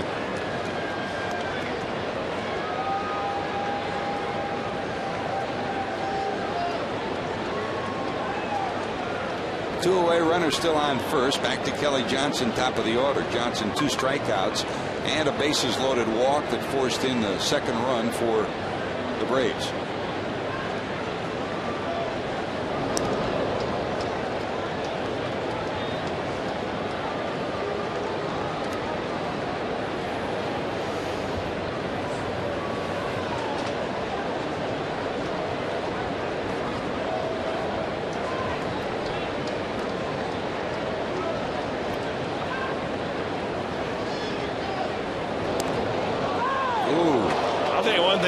Massett, he has very quick feet and a compact and fast move to first base.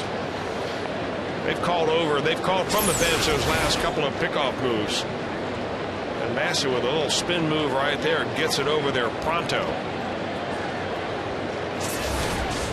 And Schaefer's really not all that far off the bag. He was a little farther off last time, but he's tightened it up a little. Dribble down to short, surrounds it, flipped, and they got a nice play by Gonzalez. Johnson runs fairly well. They just nip him at first on the slow roller. Gonzo showing he's healthy. Reds looking for offense. They trail 3-2.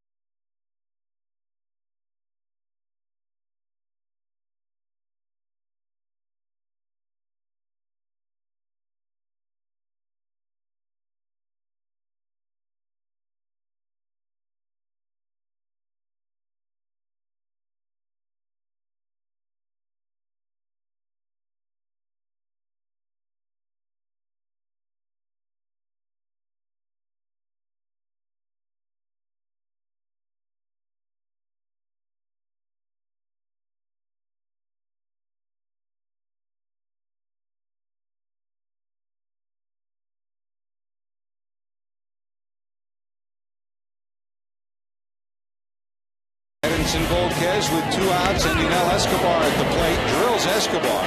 Escobar starts to walk out towards the mound. He says, "What? What do you mean?"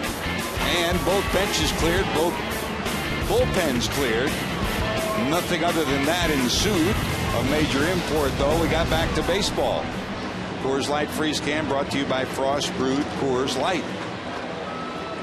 George, you know, you're such a King Solomon type. I suggest that maybe after the ball game you head on down there underneath the stadium and see if you can't mediate a little resolve between those two. No thanks. We'll send Jesse down with a couple of. How about some Edie's ice cream? Edie's ice cream that'll melt their hearts.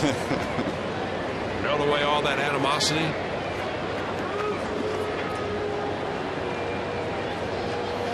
There's Jay Bruce. Struck out.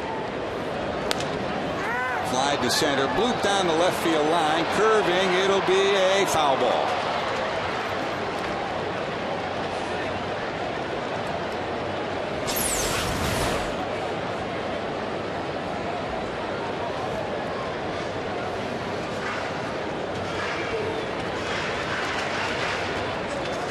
Took a left turn about 30 or 40 feet past the third base bag, went foul, so Bruce will come back and try it again.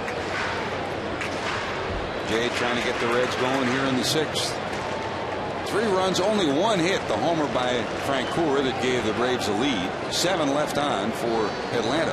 2 runs, 6 hits for the Reds. Cincinnati's left 5 on.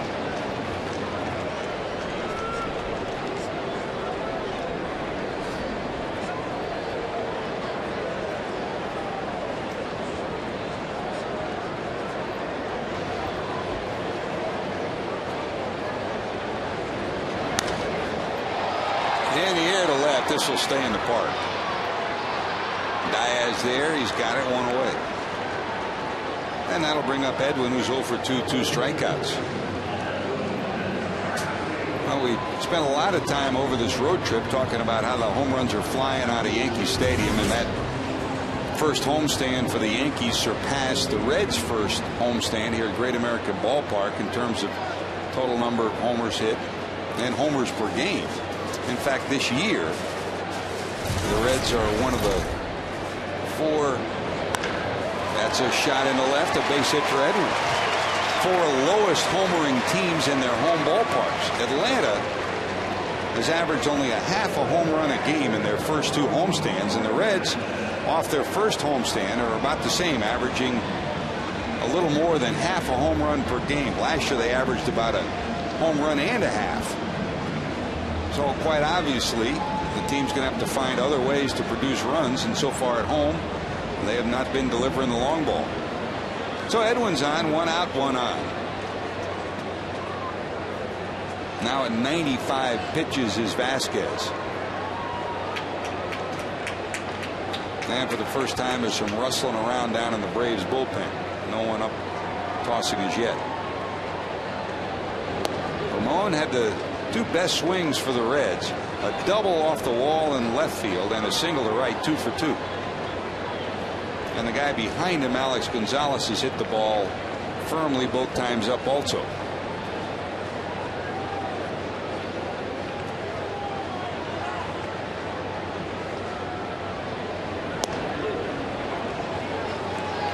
Don't forget, day game tomorrow. We'll be on the air with Reds Live at 12:30. Bronson Arroyo and Derek Lowe. Day game Sunday, Mike Owings and Kenshin Kawakami. Kawakami, a rookie, a new face, but 31 years of age after coming over from Japan.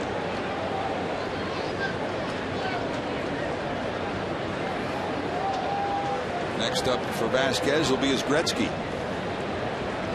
99th pitch.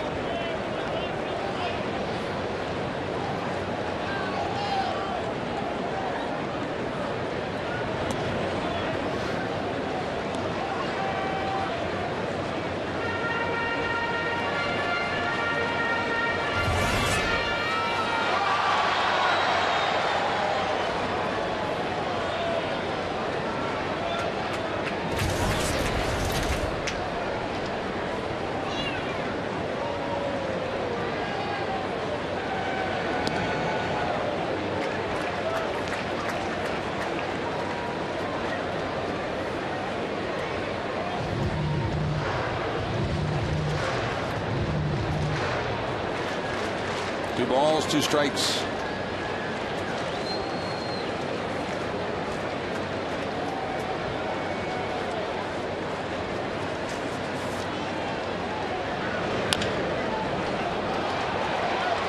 Scoop by Chipper in the dirt, and he'll hold on and get the out.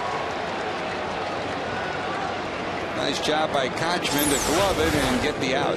That was a nice play by the first baseman. He had to negotiate that runner coming down the line. Chipper fields it on the run. He throws it, and a nice stretch down there by Casey Kochman.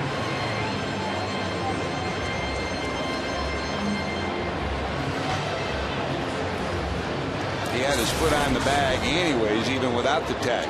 Good job by Casey. That's the second out. The runner goes to second, Encarnacion, and here comes Alex.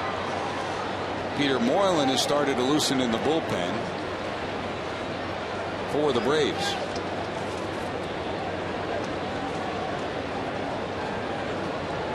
Braves have this one hit pretty good to center. Going back Schaefer. And he'll be there at the warning track. Well, Gonzalez hits it on the button again. The Reds strand another runner. They still trail 3-2.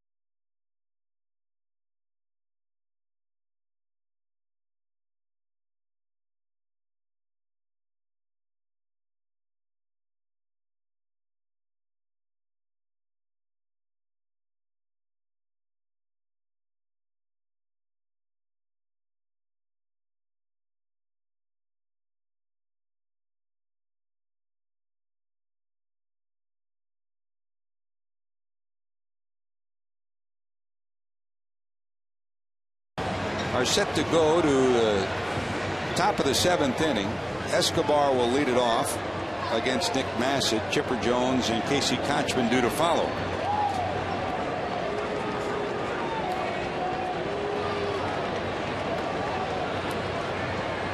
Escobar struck out, hit by a pitch and flied out. He'll lead it off here in the 7th. By the way, I want to say hello to some Reds fans that are out there. First of all, Chris, one of our favorite folks here at the ballpark, who for years has been a great friend for all of us up here, always bringing us cookies, taking care of us, and keeping up to date with us on what's going on. Betty Trimke, she's been a little bit under the weather. We want to wish her the best, and we look forward to seeing her back at the ballpark. We send our love and get well wishes. Yes, we do, George. Not the same without her. Ice cream's good. Penn Station's good, but Betty's cookies are the best. And by the way, we're approaching April 30th, and we don't know, Caroline, whether you're going to be watching on April the 30th or not. We just want to say happy birthday to Caroline Haas, who will be 100 years old on April the 30th. She watches almost every Reds game. Native of Dayton, now residing up at Marjorie Lee Retirement Home in Cincinnati. Independent living unit there at 100 years of age. You've done pretty good, Caroline, and a happy early birthday to you, to Caroline Haas.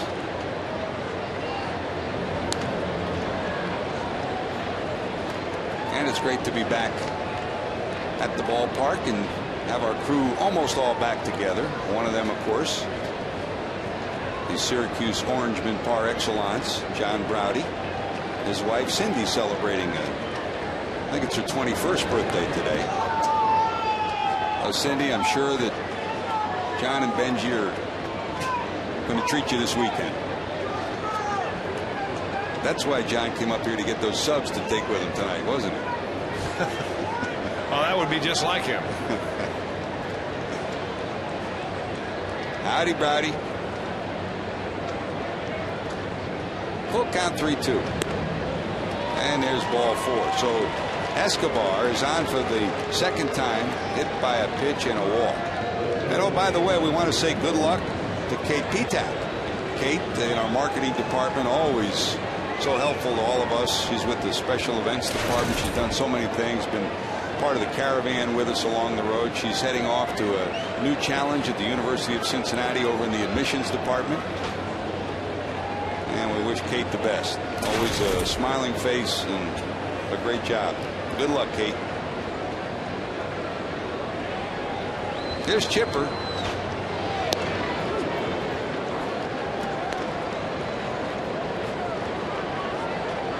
Jones tonight, 3 ground balls, twice to short, once to second.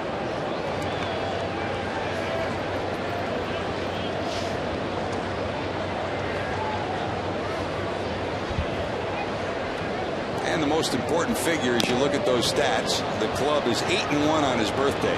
That's a fair ball. Chipper will get tagged. 0 for 4.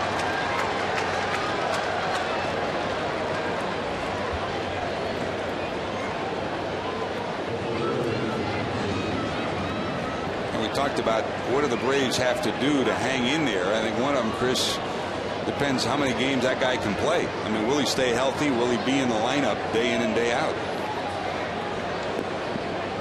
Well, he has not played regularly, George, really since 2003, if you want to call it that. He did have 137 games in 2004, but since that time, you're looking at 109 games, 110.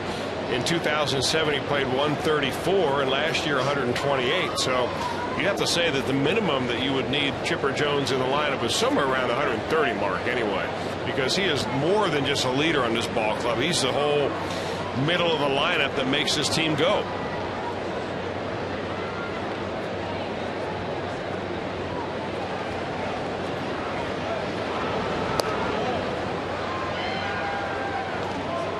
If you had one game to play, you'd want Chipper in your lineup. That's the good news. But the reality of it is, in the last 3 years, I mean, Albert Pujols, for instance, who you put on a par in terms of being an offensive threat. I mean, Albert's played almost 100 more games. Well, Albert's 29 and Chipper's 37.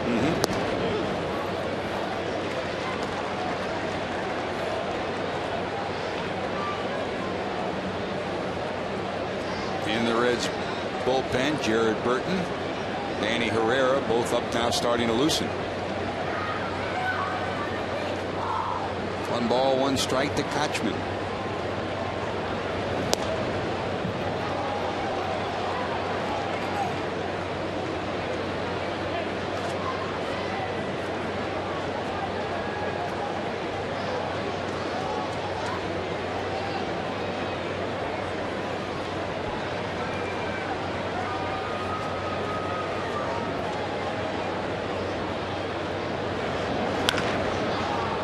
Down to Brandon.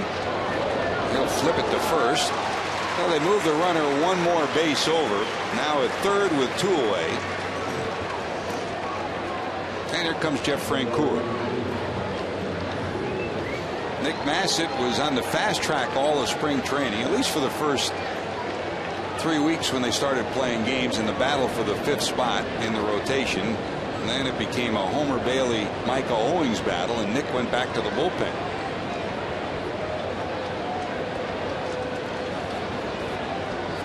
Micah, of course, due to start on Sunday against the Braves.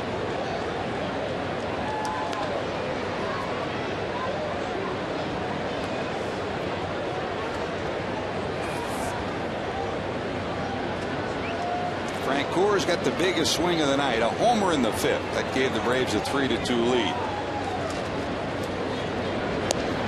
walked and bounced out his other time up.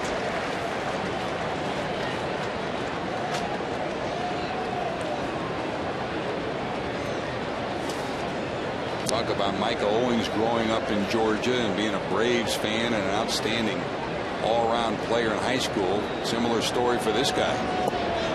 Sought after as a college performer, athlete. Signed and rocketed to the major leagues.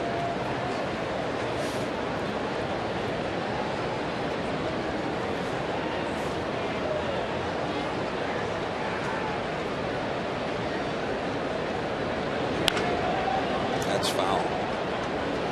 Oh, you can see the strikes that Nick Massett has thrown to Jeff Francoeur in this at bat have been inside. He's a big guy, Francoeur is, obviously, and you want to make sure that he doesn't get his arms extended as he did against that pitch that he lined into the center field grassy knoll off of Edinson Vazquez in the 5th inning.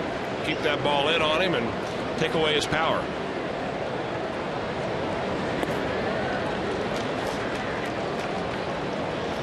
Power is something the Braves need from their outfield. Last year, they were the worst team in Major League Baseball. They had only 27 home runs out of the outfield, the 3 outfield positions for the year.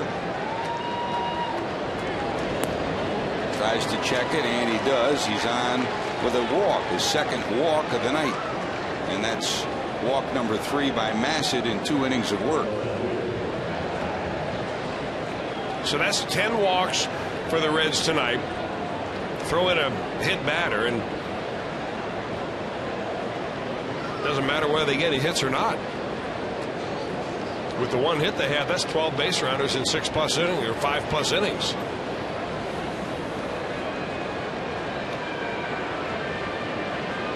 Empty sheet out to kind of hurry things along as Matt Diaz will come to the plate. 2 walks in the inning, runners at 1st and 3rd, 2 away. Here's Diaz, who walked, struck out.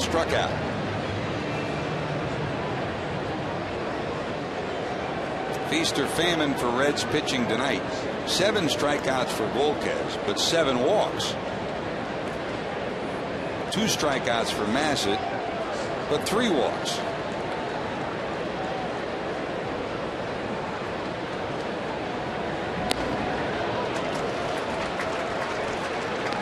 Francoeur, pretty good speed. He's stolen a base this year. They can't forget about him at first.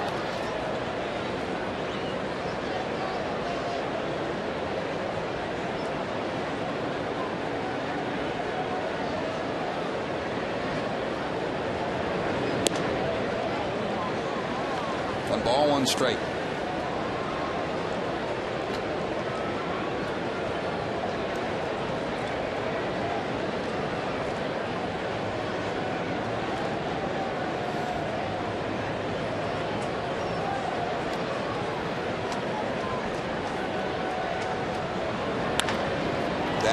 Make its way into center field, and a run will come in. A base hit by Diaz, his 8th run batted into the season. So he's 1 for 3 with the walk. And the Braves have added on. They lead it 4-2. You remember that old primitive animation that they had at the old ballpark, Riverfront Stadium, George? Walks black will and hunt. white. Walks will haunt whenever an opposition pitch. You know what?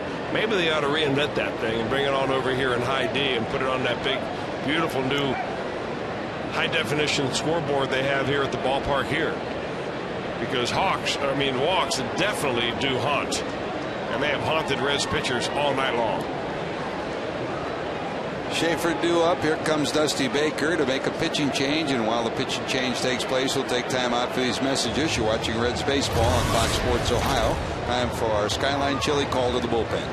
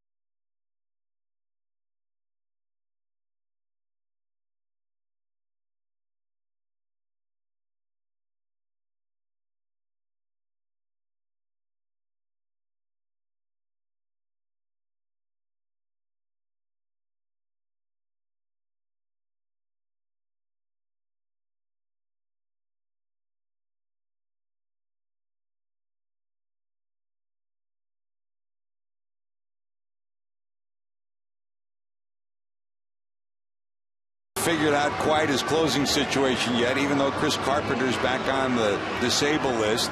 The Cardinals keep winning.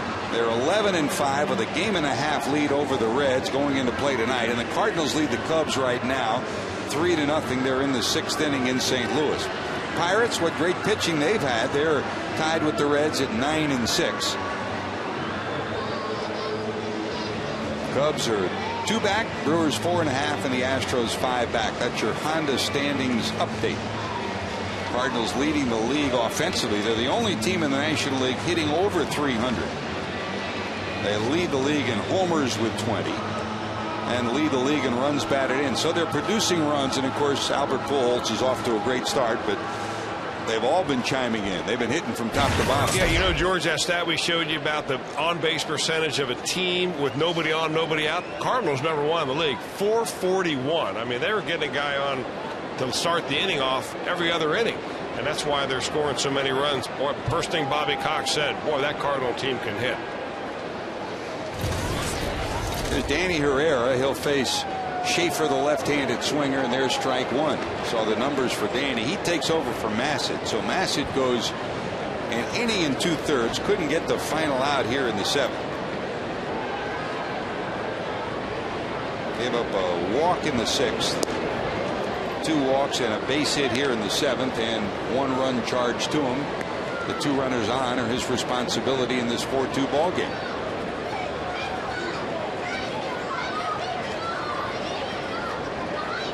Walks have been a factor for the Reds on a negative side all night long.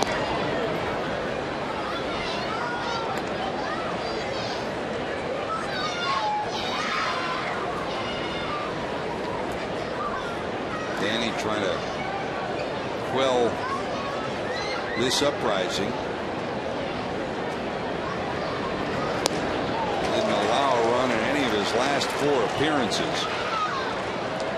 In fact, when he came in Chicago, Lou Piniella sent in a right-handed pinch hitter, and after 3 pitches, he turned to Larry Rothschild and said, "Why did I do that?" Because you take Herrera's screwball, sometimes it's tougher for a right-hander to hit him. I absolutely agree with that. 2 balls, 2 strikes. Down to first. Votto scoops, flips. Danny there. Boy, he can motor down the line. Schaefer almost beat him out.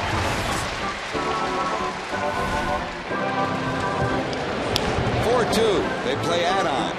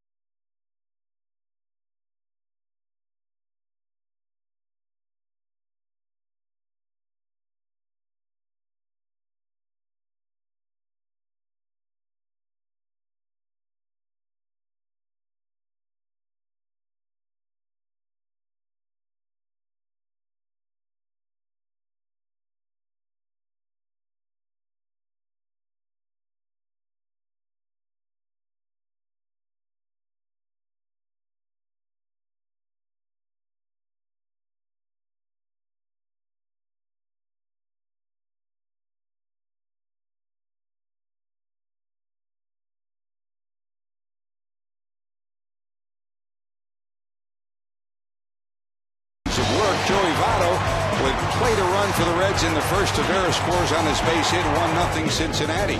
But then Vazquez had trouble. He also walked 7, including 5 in the 4th inning. He forced in 2, and the Braves took the lead 2-1.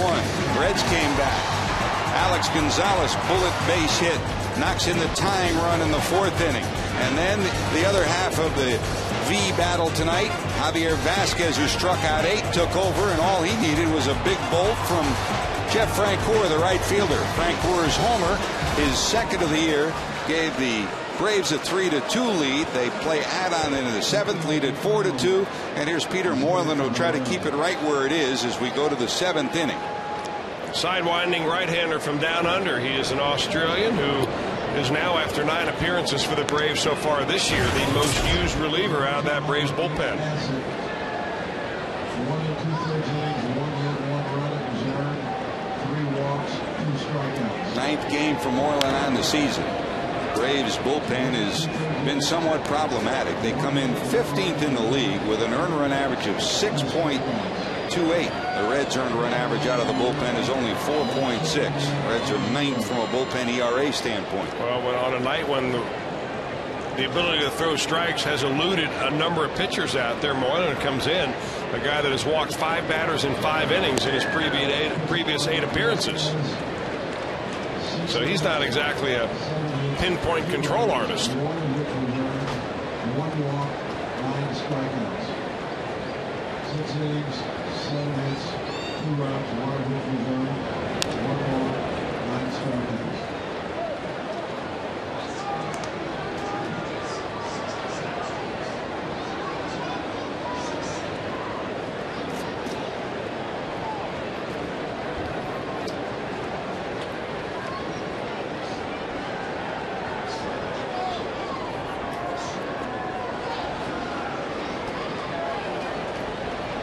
Two balls, 2 strikes.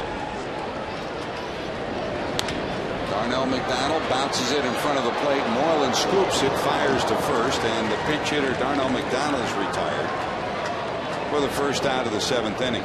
Hey, when the Reds get it done with a run batted in this season, that means another $25 from Shakely goes to the Reds Community Fund. Shakely, it's done. The line on Vazquez, 6 innings, 7 hits, 2 runs, 1 of them earned. He did walk 1, and his strikeout total 9 on the night. So 9 strikeouts for Vazquez in 6 innings. 7 strikeouts for Vazquez in 5 innings. The difference in this game, 7 walks by Vazquez, 1 walk by Vazquez. Here's Willie. Tavera singled in the first, scored on the hit by Votto. Bounced out to third twice, once a ground ball, the other time a bunt attempt.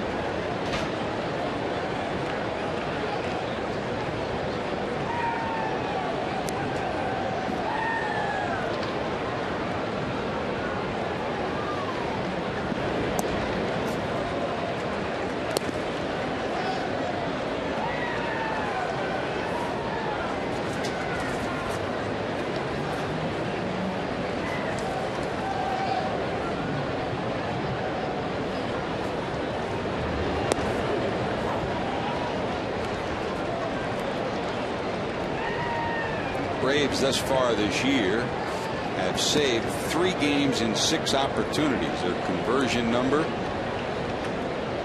less than what Bobby Cox would be happy with if this team's going to hang in there.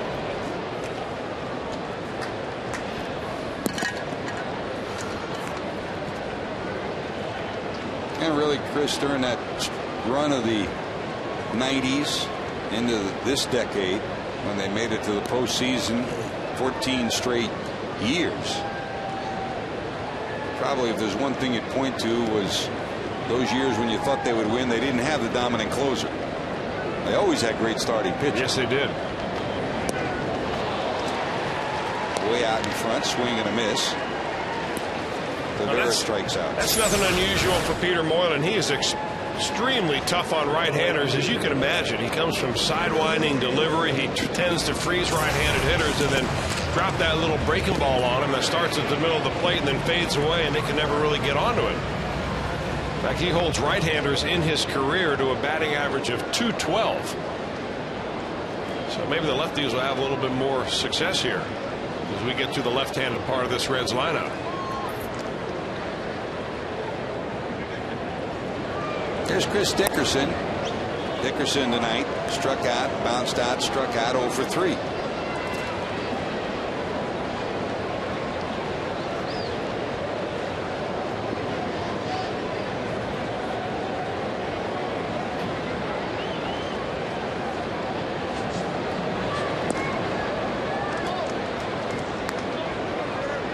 Cardinals now in the bottom of the 6th, leading the Cubs 3-0. Mets 3, Washington 1 in the 8th.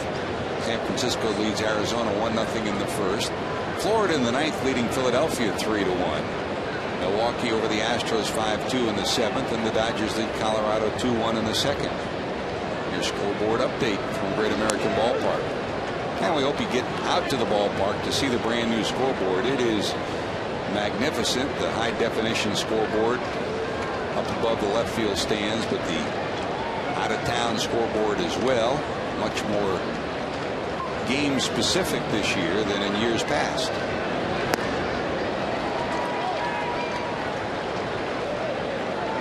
Down in the, you see our Fox box, which has been adjusted this year too. We're working. John Brody's been working very hard on this homestand.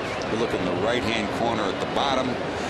Probably by the end of the homestand we should have it, the number of ice creams eaten by Chris Welsh each night.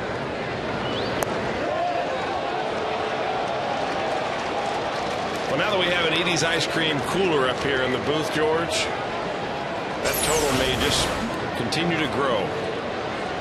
Did he go? He held up. Full count 3-2. Dickerson trying to keep the Reds alive here in the 7th.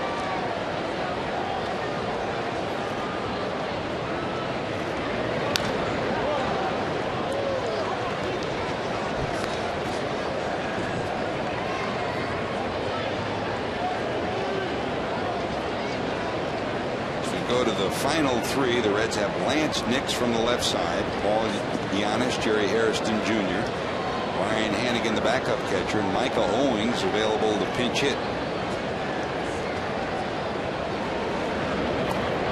That's ball 4. Now we'll see what Dusty does with Votto coming to the plate. And Dickerson down at first. A little bit of a different dynamic now without Vazquez in there. Moreland different in terms of time to the plate.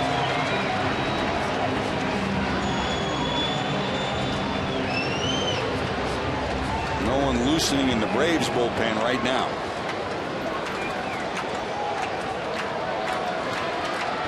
Joey tonight continued his hot hitting, singled in the Reds run in the 1st, bounced out and singled to the left side in the 5th. So another multi-hit game, 2 for 3.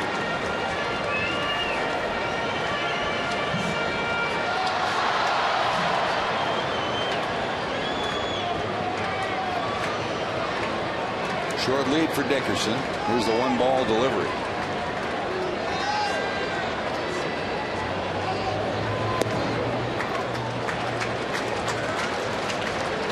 Tough situation when you have your best hitter at the plate. You want to take a chance, send the runner, and risk leaving your best hitter sitting at the plate. There's no way you're going to send him right now. Not with 2 runs down. You want Joey Votto in there swinging against this guy. 2-0. In fact, George, it's one of these situations, and I believe that Chris Dickerson at first base has a green light almost all the time until he gets a red light, and he'll get a stop sign from that third base coach that says, hey, you stay right there, and we're going to let Joey Votto swing the bat. The way he's swinging it, don't let anybody get in his way. Homer number 3 came yesterday in Chicago, part of a 4-for-5 game. Tried to check it, fouls it off, 2-2. Joey has saved some of his best for the Cubs.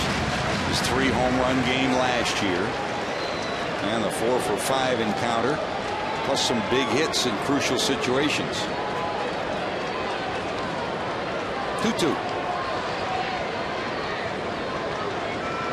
There goes Dickerson. Check swing. Bounce down to first base line. Moreland over. Bobbles it. There'll be 2 on.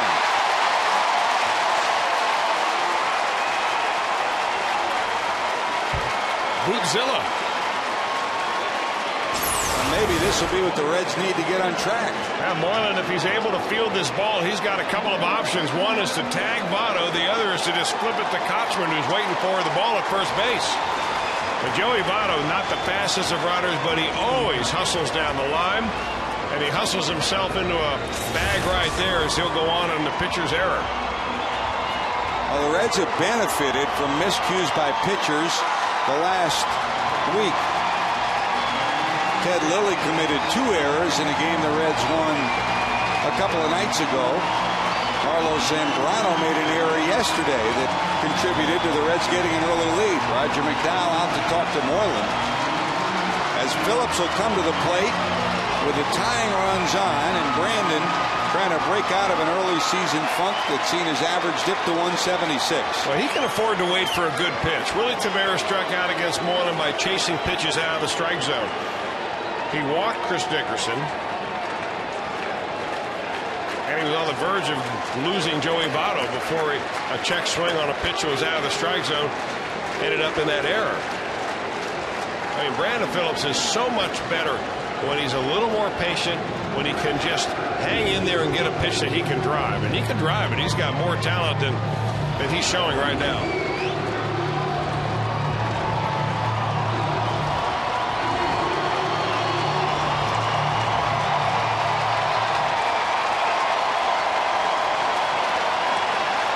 The faithful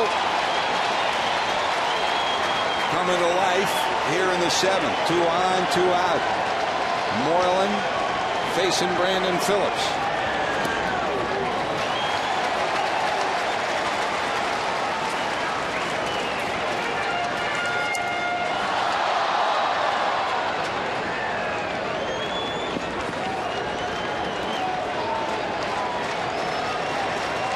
Phillips 2 for 5 in his career against Moylan. And the air to the left side. It'll be in the seats. Brandon in his career 4 homers against the Braves and a .224 average coming into tonight.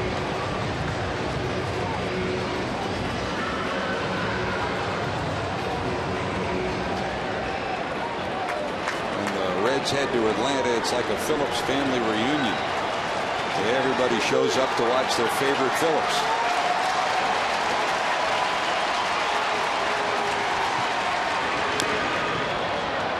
Foul to the left side again, 1 and 2.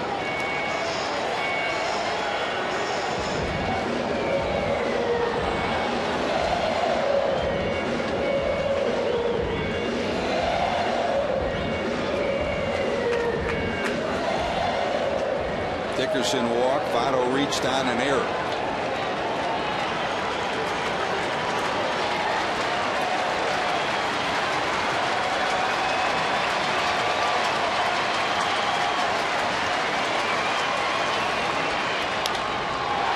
And the air right center.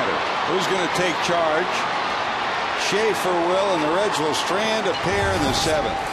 They get 2 on, can't push him over. Moylan dodges the bullet. Braves still lead 4-2.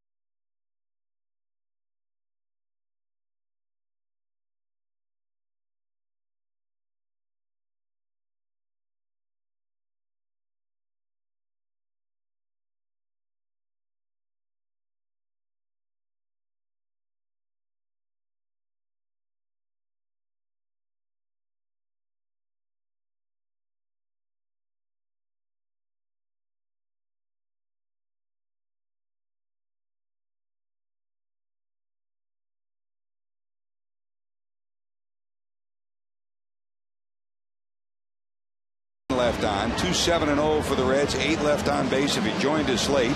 Edinson Vazquez had great stuff tonight, but couldn't find the strike zone. 5 innings, only 1 hit, 3 runs, all of them earned. He struck out 7, but he walked 7, including 5 in the 4th inning when 2 bases loaded walks gave the Braves the lead.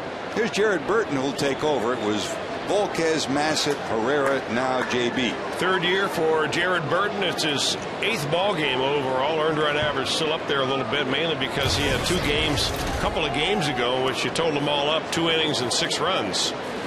That'll get you as a short reliever, but he was pretty good when he pitched his last game. That was against the Cubs. A couple of innings of 2-hit shutout baseball. I'd like to see him get that slider back and get a little tilt on it. Slider looked better in Chicago than any time this year. There's a fly ball to center. David Ross is retired, first out of the 8th inning. And the 2-inning stint, Jared said afterwards, might have gotten him untracked. I mean, we saw 2 breaking balls, Chris, in Chicago, 1 in one inning, 1 in another, that looked like his old breaking ball. Well, you know, George, when you get extended like that as a short reliever, you sometimes learn to use your pitches more. He threw 45 pitches in those 2 innings, and he had to use all of his pitches, and that's when you really concentrate on staying on top, driving the ball down, instead of just coming out there knowing that you're only going to pitch 1 inning and rearing back and trying to throw everything as hard as you can. Even though you only pitch 1 inning as a time as a middle reliever, it's still pitching and not throwing, at least for the majority of the guys out there. Here's a switch hitting pinch hitter, Greg Norton, a darn good pinch hitter, but boy, he's been struggling this year. He's hit a couple of balls right on the button, but right at somebody, so he's hitless. And don't you know that everybody in that clubhouse and everybody in that dugout know it too? Now, and different teams react differently. Chris, you've been on teams, and what's the best way to get pressure off a guy who's 0 for 11? So they've got a pool going when he's going to get his first hit. Better than sitting there and not talking to him.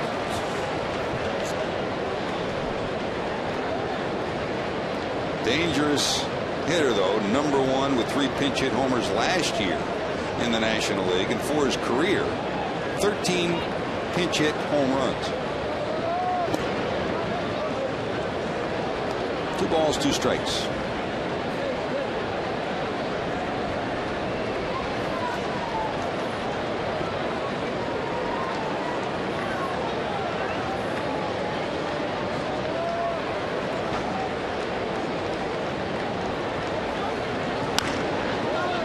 Snub down to the right side.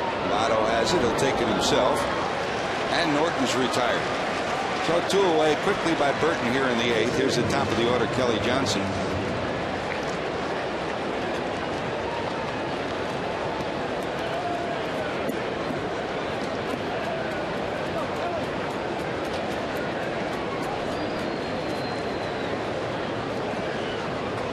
Well, Frank Wren and Bobby Cox had their wish. What they had hoped to do this offseason was re-sign Rafael Furcal, who once, of course, was a Brave, went to the Dodgers.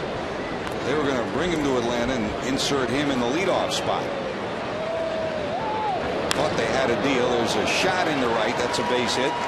Kelly's on. Johnson's on for the 2nd time. 2 strikeouts, a ground out, a walk, and this base hit in the 8th inning.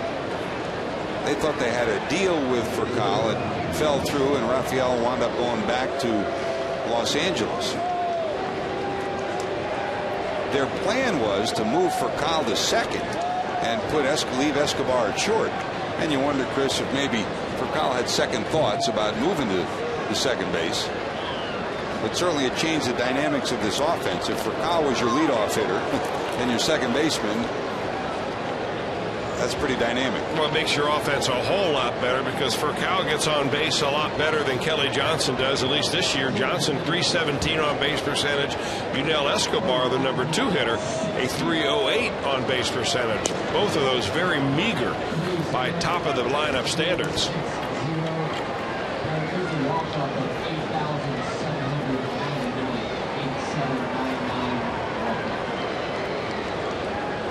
One ball to Escobar. Escobar struck out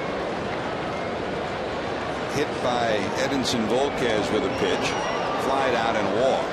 Back when he was hit by a pitch with 2 outs in the 3rd and nobody on. Both dugouts emptied, both bullpens emptied, and he jawed with Edinson for a while. And then everybody went back to their respective spots and no further damage. That's a strike.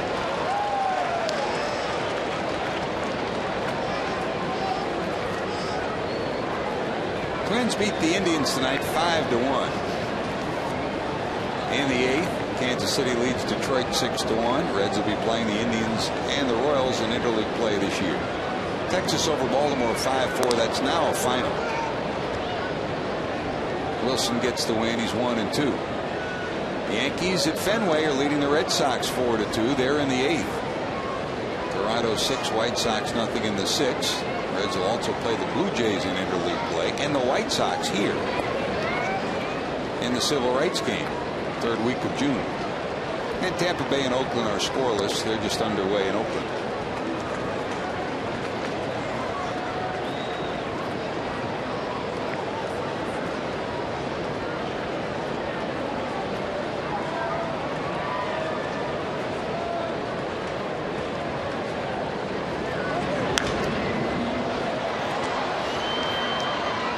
Into the seats. Pretty good crowd tonight. 30,060 the paid attendance. That includes a walk-up same day ticket purchase of 8,799. So some 88 fans purchased tickets today. And of course, George, not all of them waited until 5 o'clock to do so. Those ticket windows open up at 9 o'clock in the morning. So if you're thinking about coming out to a ball game the rest of the weekend, don't wait in line. Come on earlier, get your ticket, and come on out here and watch a ball game. Sliced into right. Bruce there. Got it. That'll do it. Bottom of 8 we go. Bruce, Encarnacion, and Hernandez due up. Reds need a couple.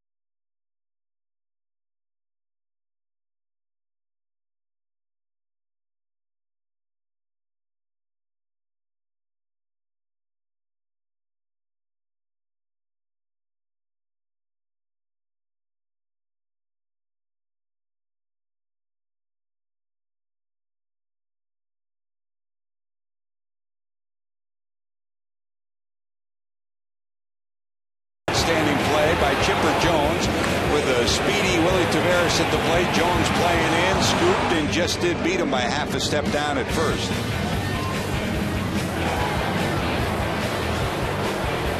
Our John Morrell hot dog play of the night.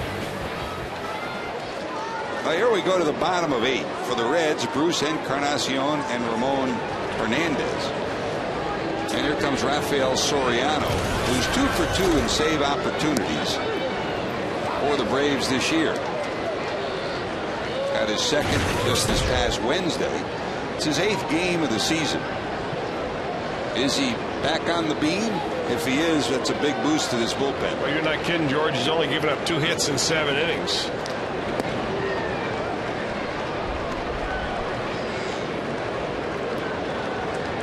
course, he has never been a high save pitcher in the past. Always been more of a setup man. Third year with the Braves. 1 ball, 1 strike. For Jay tonight, he struck out in the first, flied to center in the fourth, and flied to left in the sixth.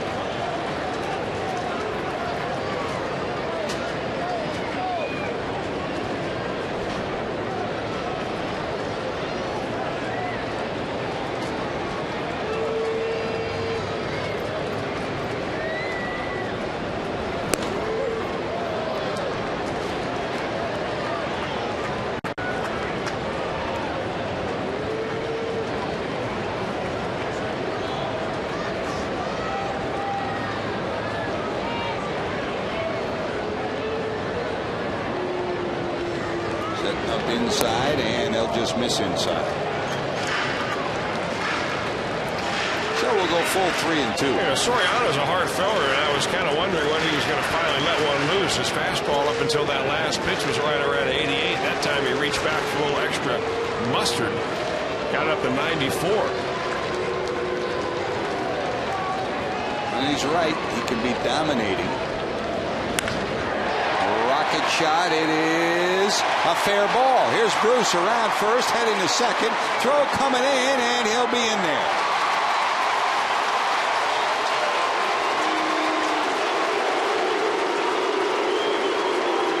Well, he buzzed him with a fastball, and then Bruce gets this breaking ball and plants it into the corner. Yeah, that's called speeding the bat up from pitching coach's lingo, and that's exactly what he did to Jay Bruce. He threw a fastball at 94, came in with a slider, and Bruce hammers it down the right field line to pick up a double and lead off the Reds' 8th inning.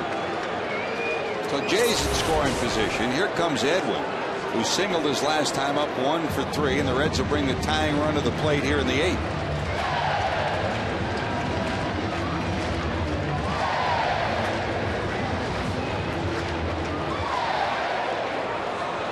Braves waited most of last year to try to get a healthy Soriano into the mix. Rafael appeared in only 14 games last year. Had assorted elbow difficulties all season long and never really was reliable out of the pen because of the injuries.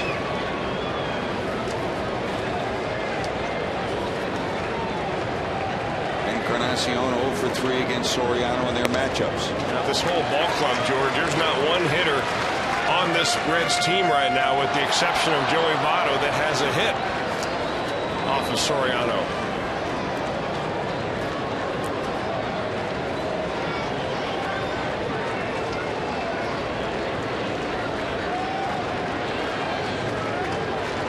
Joey should get his chance in the 9th.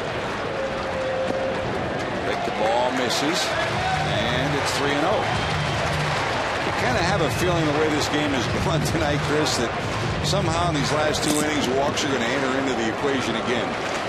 Now, despite the fact that Edinson Vazquez walked 7, Reds are still in this ball game. They've given up 10 total, right?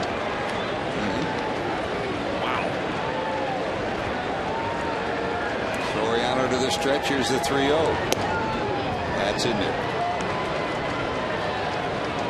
You know, and if it was an isolated incident, wouldn't be anything to worry about. You say, well, it's just a bad karma night for walks. But the Reds have had a lot of games this year already where they've walked 7 or more batters. And here's another. Encarnacion takes the free pass. So first and second, still nobody out. And here's Ramon. And don't forget the Best Sports Show Period, the greatest nightly sports show on TV. The Best Sports Show Period weeknights presented by 1-800-SAFE-AUTO. Join us all week long for the Best Sports Show Period. The best combination of sports and entertainment you'll find. Well, now with a couple of runners on base, it's interesting to see what Dusty Baker might do with Ramon Hernandez, the number 7 hitter in the Reds lineup. First and second, nobody out. You lay down a bunt right here, and you get those runners both in scoring position. Chipper Jones just went to Soriano to send him the message to let him know how the Braves are going to play their defense. And he is in on the grass. Here's Ramon. A double, a single, and a ground out. Showing bunt. He'll get it down. Soriano looks to first, and a successful sacrifice from Ramon.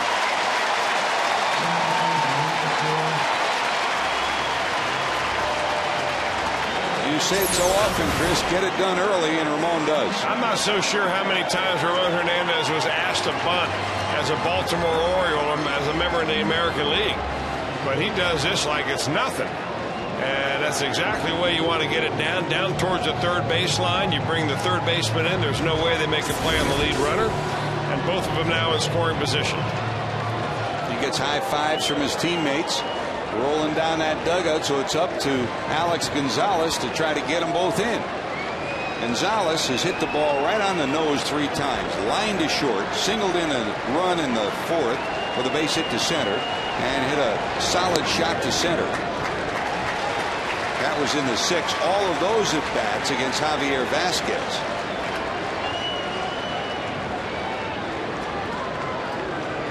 Against Soriano, Gonzalez is 0 for 2. Soriano to the stretch, 2 in scoring position. That's a foul ball. Oh, by the slimmest of margins. Dusty Baker throws his hands up and rolls his back over. Take a look. Here's a perfect view.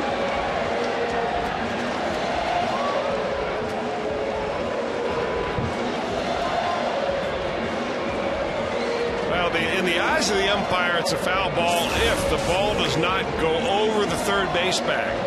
It doesn't matter where it lands on a hop. It matters whether it goes actually over the bag or not. He was in perfect position, Mark Carlson was. He called it foul. 1 ball, 1 strike. That would have got both in easily.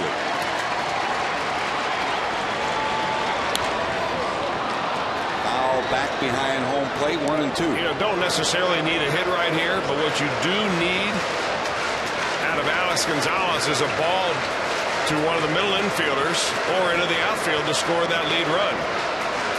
Make it a 1-run ball game.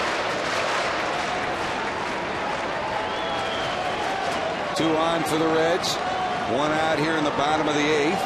Arthur Rhodes loosening in the bullpen for Cincinnati, and just in case the Reds take the lead, Coco Cordero's up 2. In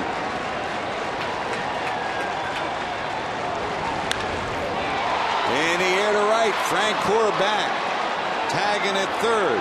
Bruce, here comes the throw to third. Bruce will score. The runner holds at second. Well, that's a great job by Gonzalez, who's had his best offensive night of the year. He's hit the ball well each time. He's produced 2 runs, a run-scoring single, and that sacrifice fly. Now, that's not an easy customer out there, Rafael Soriano. He's got more strikeouts than innings pitched. He's not an easy guy to put the bat on, and that is an excellent job by Gonzalez to get 1 run.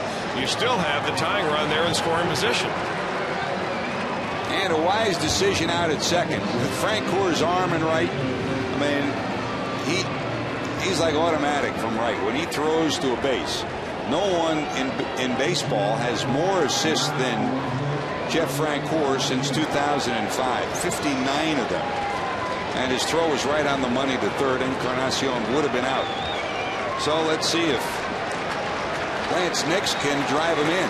Nix pinch hitting in the 9th spot. Lance in at 250. No homers or run knocked in. That's a shot right at Escobar, though. Oh, he hit it right on the button, but right at the shortstop. Well, the Reds rally, get 1. They're still 1 short, heading to the 9th in Cincinnati.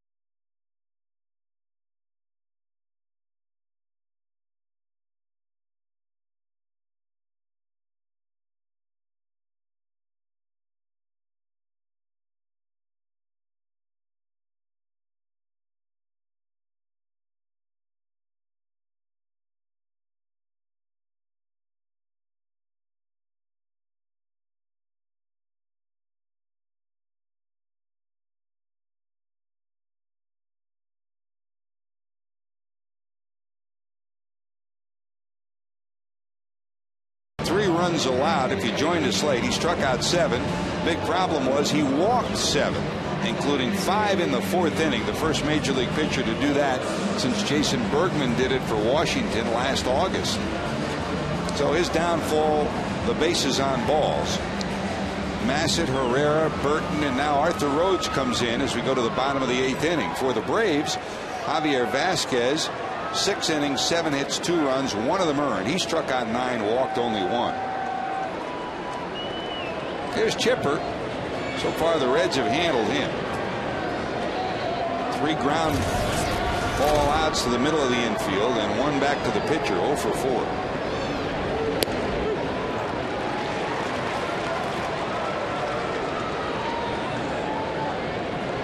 Jones 1 for 4 in his matchups with Arthur Rhodes.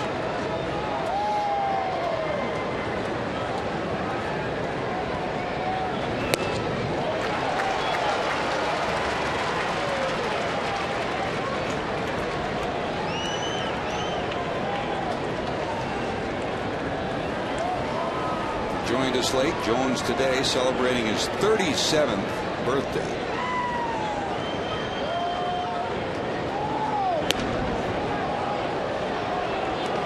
1-2. He'll be followed by Casey Kotchman and Jeff Francoeur. And the other note of the night was that Brian McCann, the starting catcher, was scratched about a half hour before game time. Scratched from the lineup because that blurriness in his left eye reappeared today. And he went to Bobby Cox about a half hour before game time and said he couldn't go. So David Ross got the start. And he's still behind the plate.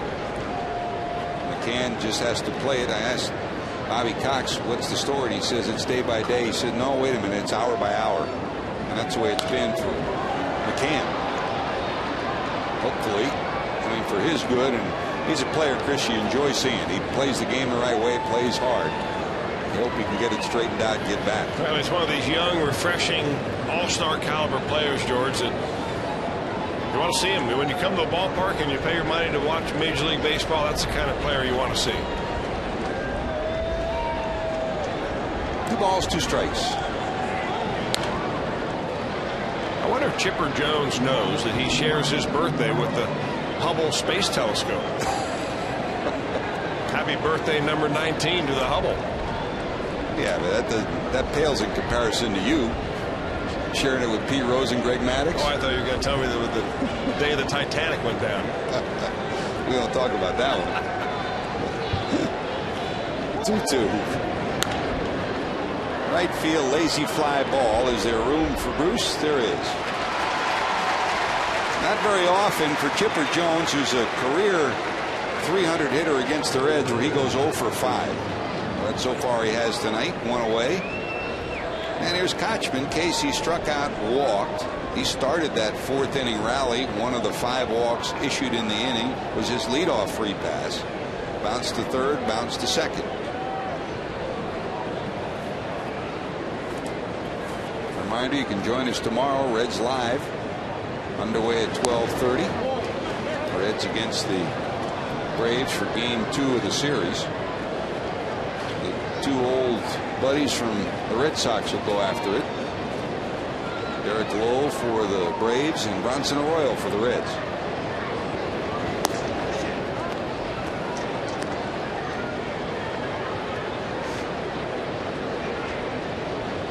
That's a final now. Milwaukee beat Houston 5-2. Giovanni Gallardo wins it. He's 2-1.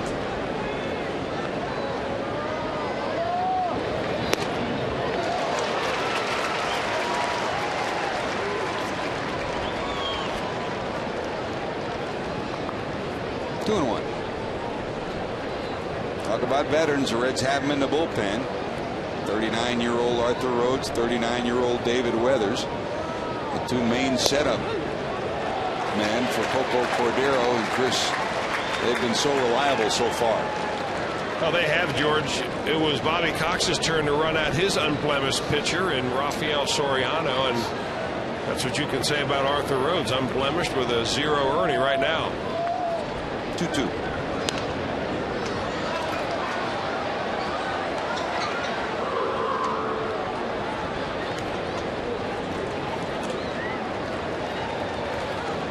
one thing about Arthur Rhodes we've noticed, George, and I never really got to know Arthur Rhodes any other time in his career.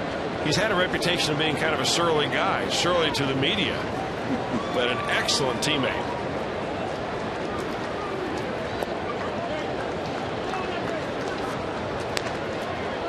You know, part of it is, I mean, you know, remember Lee Smith? Lee Smith gave you that look, you melted. You were so afraid of him. Then when you get to know him and you see what's underneath that.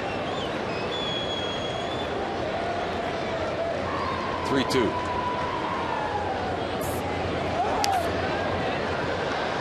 Jerk foul towards the upper deck.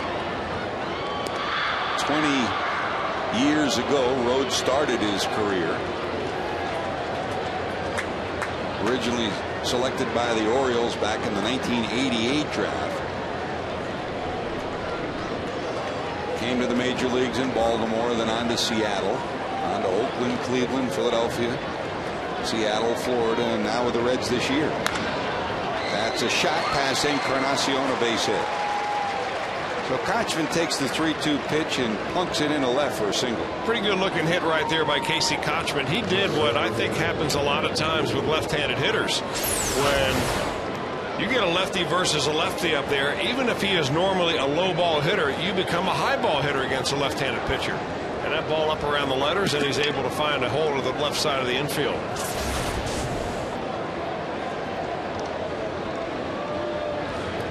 So 1 out, 1 on. And here's Frank Coors.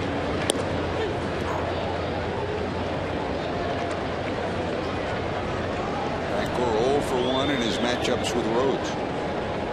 Jeff today walked, grounded out, homered off the top of the wall in center field to give the Braves a 3-2 lead in the 5th, and he walked in the 7th. His home run broke the 2-2 tie and just eluded the leaping effort of Willie Taveras right by the Reds bullpen. For Frank Coors, his second homer.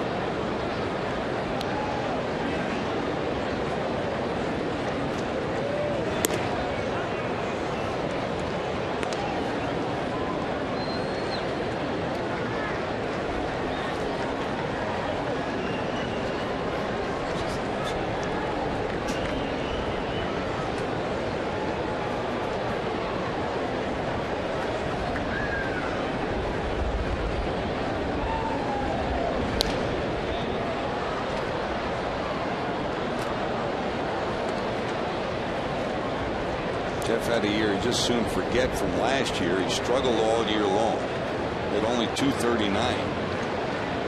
And this year, the refined approach, his swing is shorter, his stride is shorter, and so far so good. He's been around the 300 mark. Steps in the box right now at 323 with the 2 homers and 12 knocked in.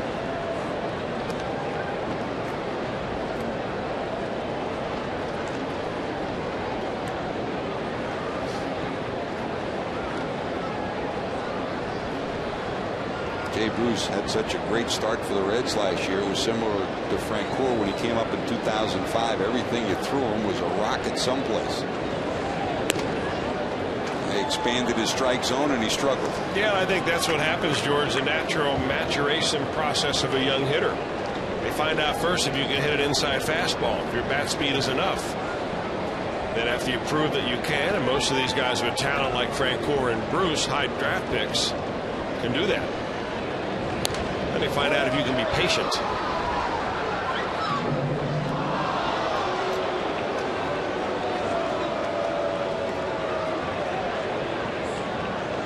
And there's really no way to shortcut the process, and there's really no way to live through that process while playing in AAA. There are no Arthur Rhodes in AAA. 2 balls, 2 strikes. Got in on him a little. This will stay in the park. Taveras calling. He's got it.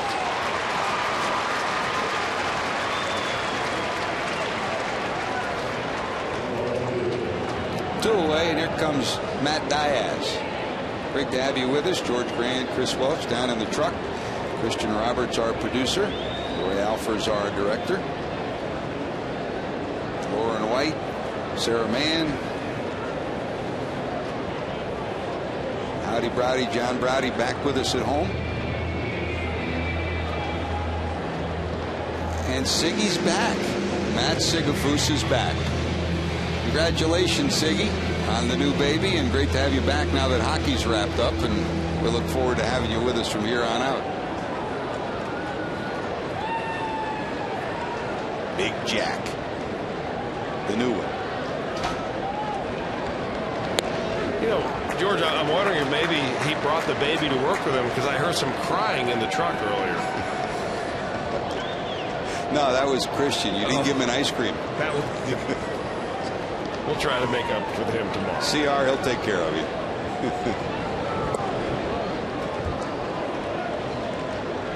Are there any left? I haven't seen Jesse for 2 innings.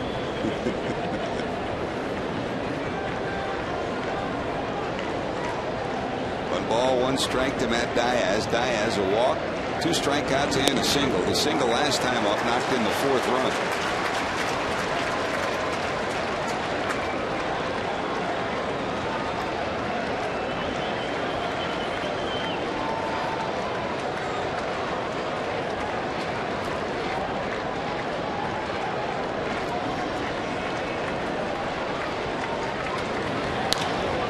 Line but foul. Mike Gonzalez is up and loosening in the bullpen for the Braves.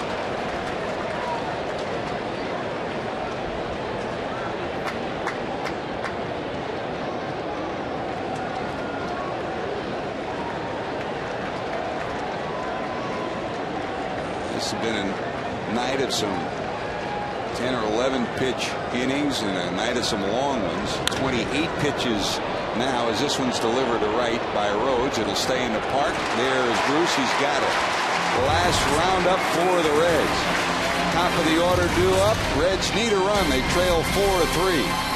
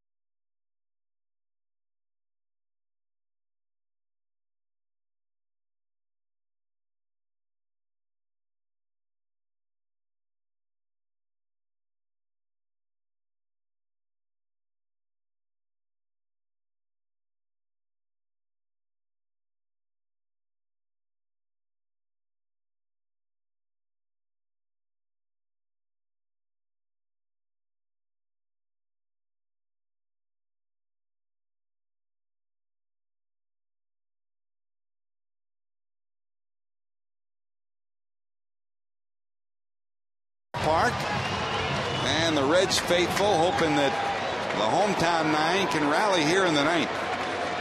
Top of the order, Willie Taveras. Tonight Taveras singled, went to second on a pass ball, scored on a hit by Votto. He bounced out to third twice, once on a bunt attempt. It struck out his last time up. He'll face the veteran lefty Mike Gonzalez. 7th year in the major leagues with Mike Gonzalez. He spent the first 4 years with the Pittsburgh Pirates, mostly middle relief until the last season there. Then he went 24 out of 24 for saves. Braves traded for him, hurt his arm.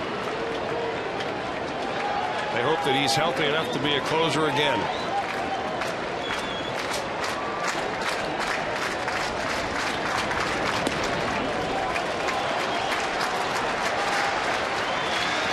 Got kind of a funny setup, does Mike Gonzalez. Looks like a high energy pitcher, but once he starts that motion going, he's very conventional and fundamentally sound. Falls off a little bit towards third base, but he's got some juice going to the plate. On the knees for a strike. 2 balls and 2 strikes.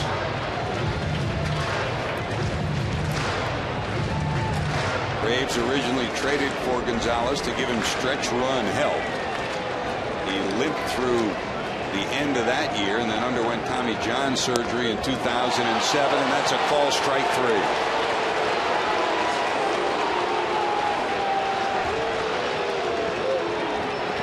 Pretty good looking pitch right at the lower edge of the strike zone for Mike Gonzalez. Willie Taveras just simply gave up on that pitch, but Gonzalez is throwing hard.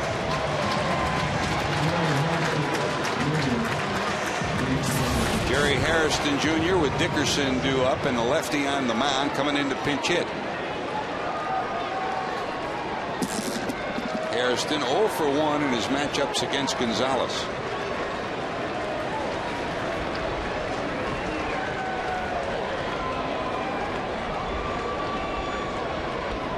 There's a piece of white paper that just blew onto the grass berm in center field. Hairston pointing it out.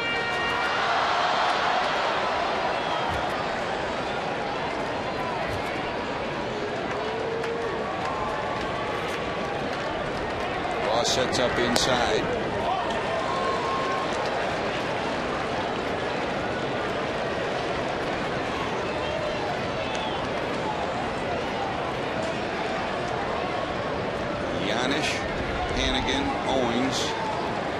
Left on the Reds bench.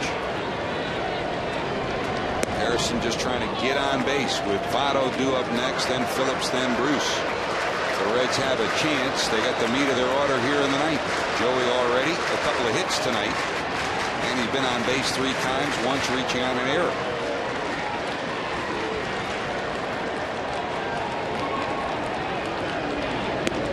Breaking ball in there for a strike, 1 and 2. Yeah, Jerry Hairston did not like that pitch. He thought that pitch was high, a breaking ball at the upper end of the strike zone. And normally, if you throw it up around the letters, you're going to get a call with the fastball up there, but not with the curveball. The halfway point between the waist and the shoulders is the definition of the top of the strike zone. That ball looked a little upside. 1 and 2.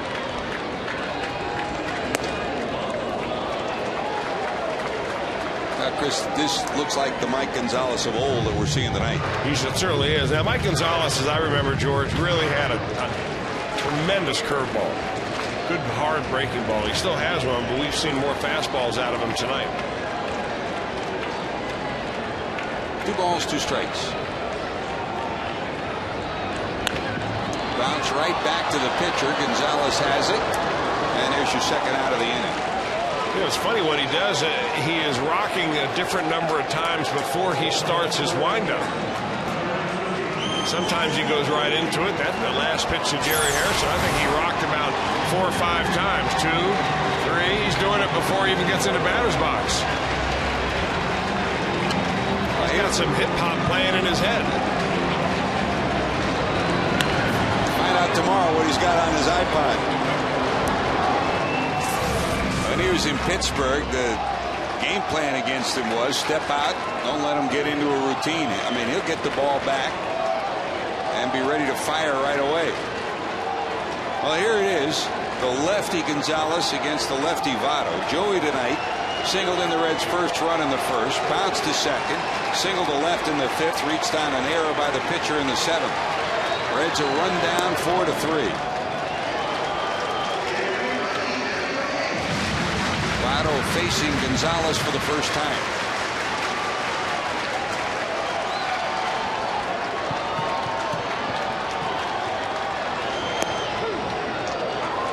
That's good enough for a strike. Right side of the infield, back on the grass. Kochman 2 steps onto the grass at first.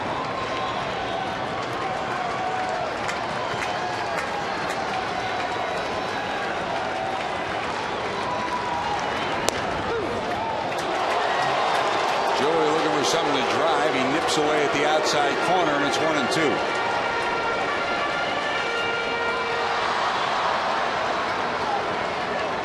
Dusty, after the brilliant road trip, hoping for his team to rally here in the ninth.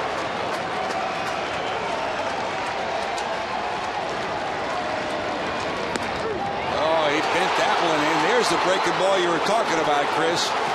That's the best breaking ball we've seen from him in a couple of years. Well, the way that Joey Votto's been hitting left-handers, it has to be a doggone good one to freeze him, and he does exactly that. Throws it right at his shoulder, and that ball just breaks right over the plate. Dandy pitching job tonight by Mike Gonzalez. 4 runs, 4 hits, and Harry 11 left on for Atlanta, 3-8-0, and 9 left on for the Reds. Gonzalez will get his second save. The Braves have won the first of the 3 games.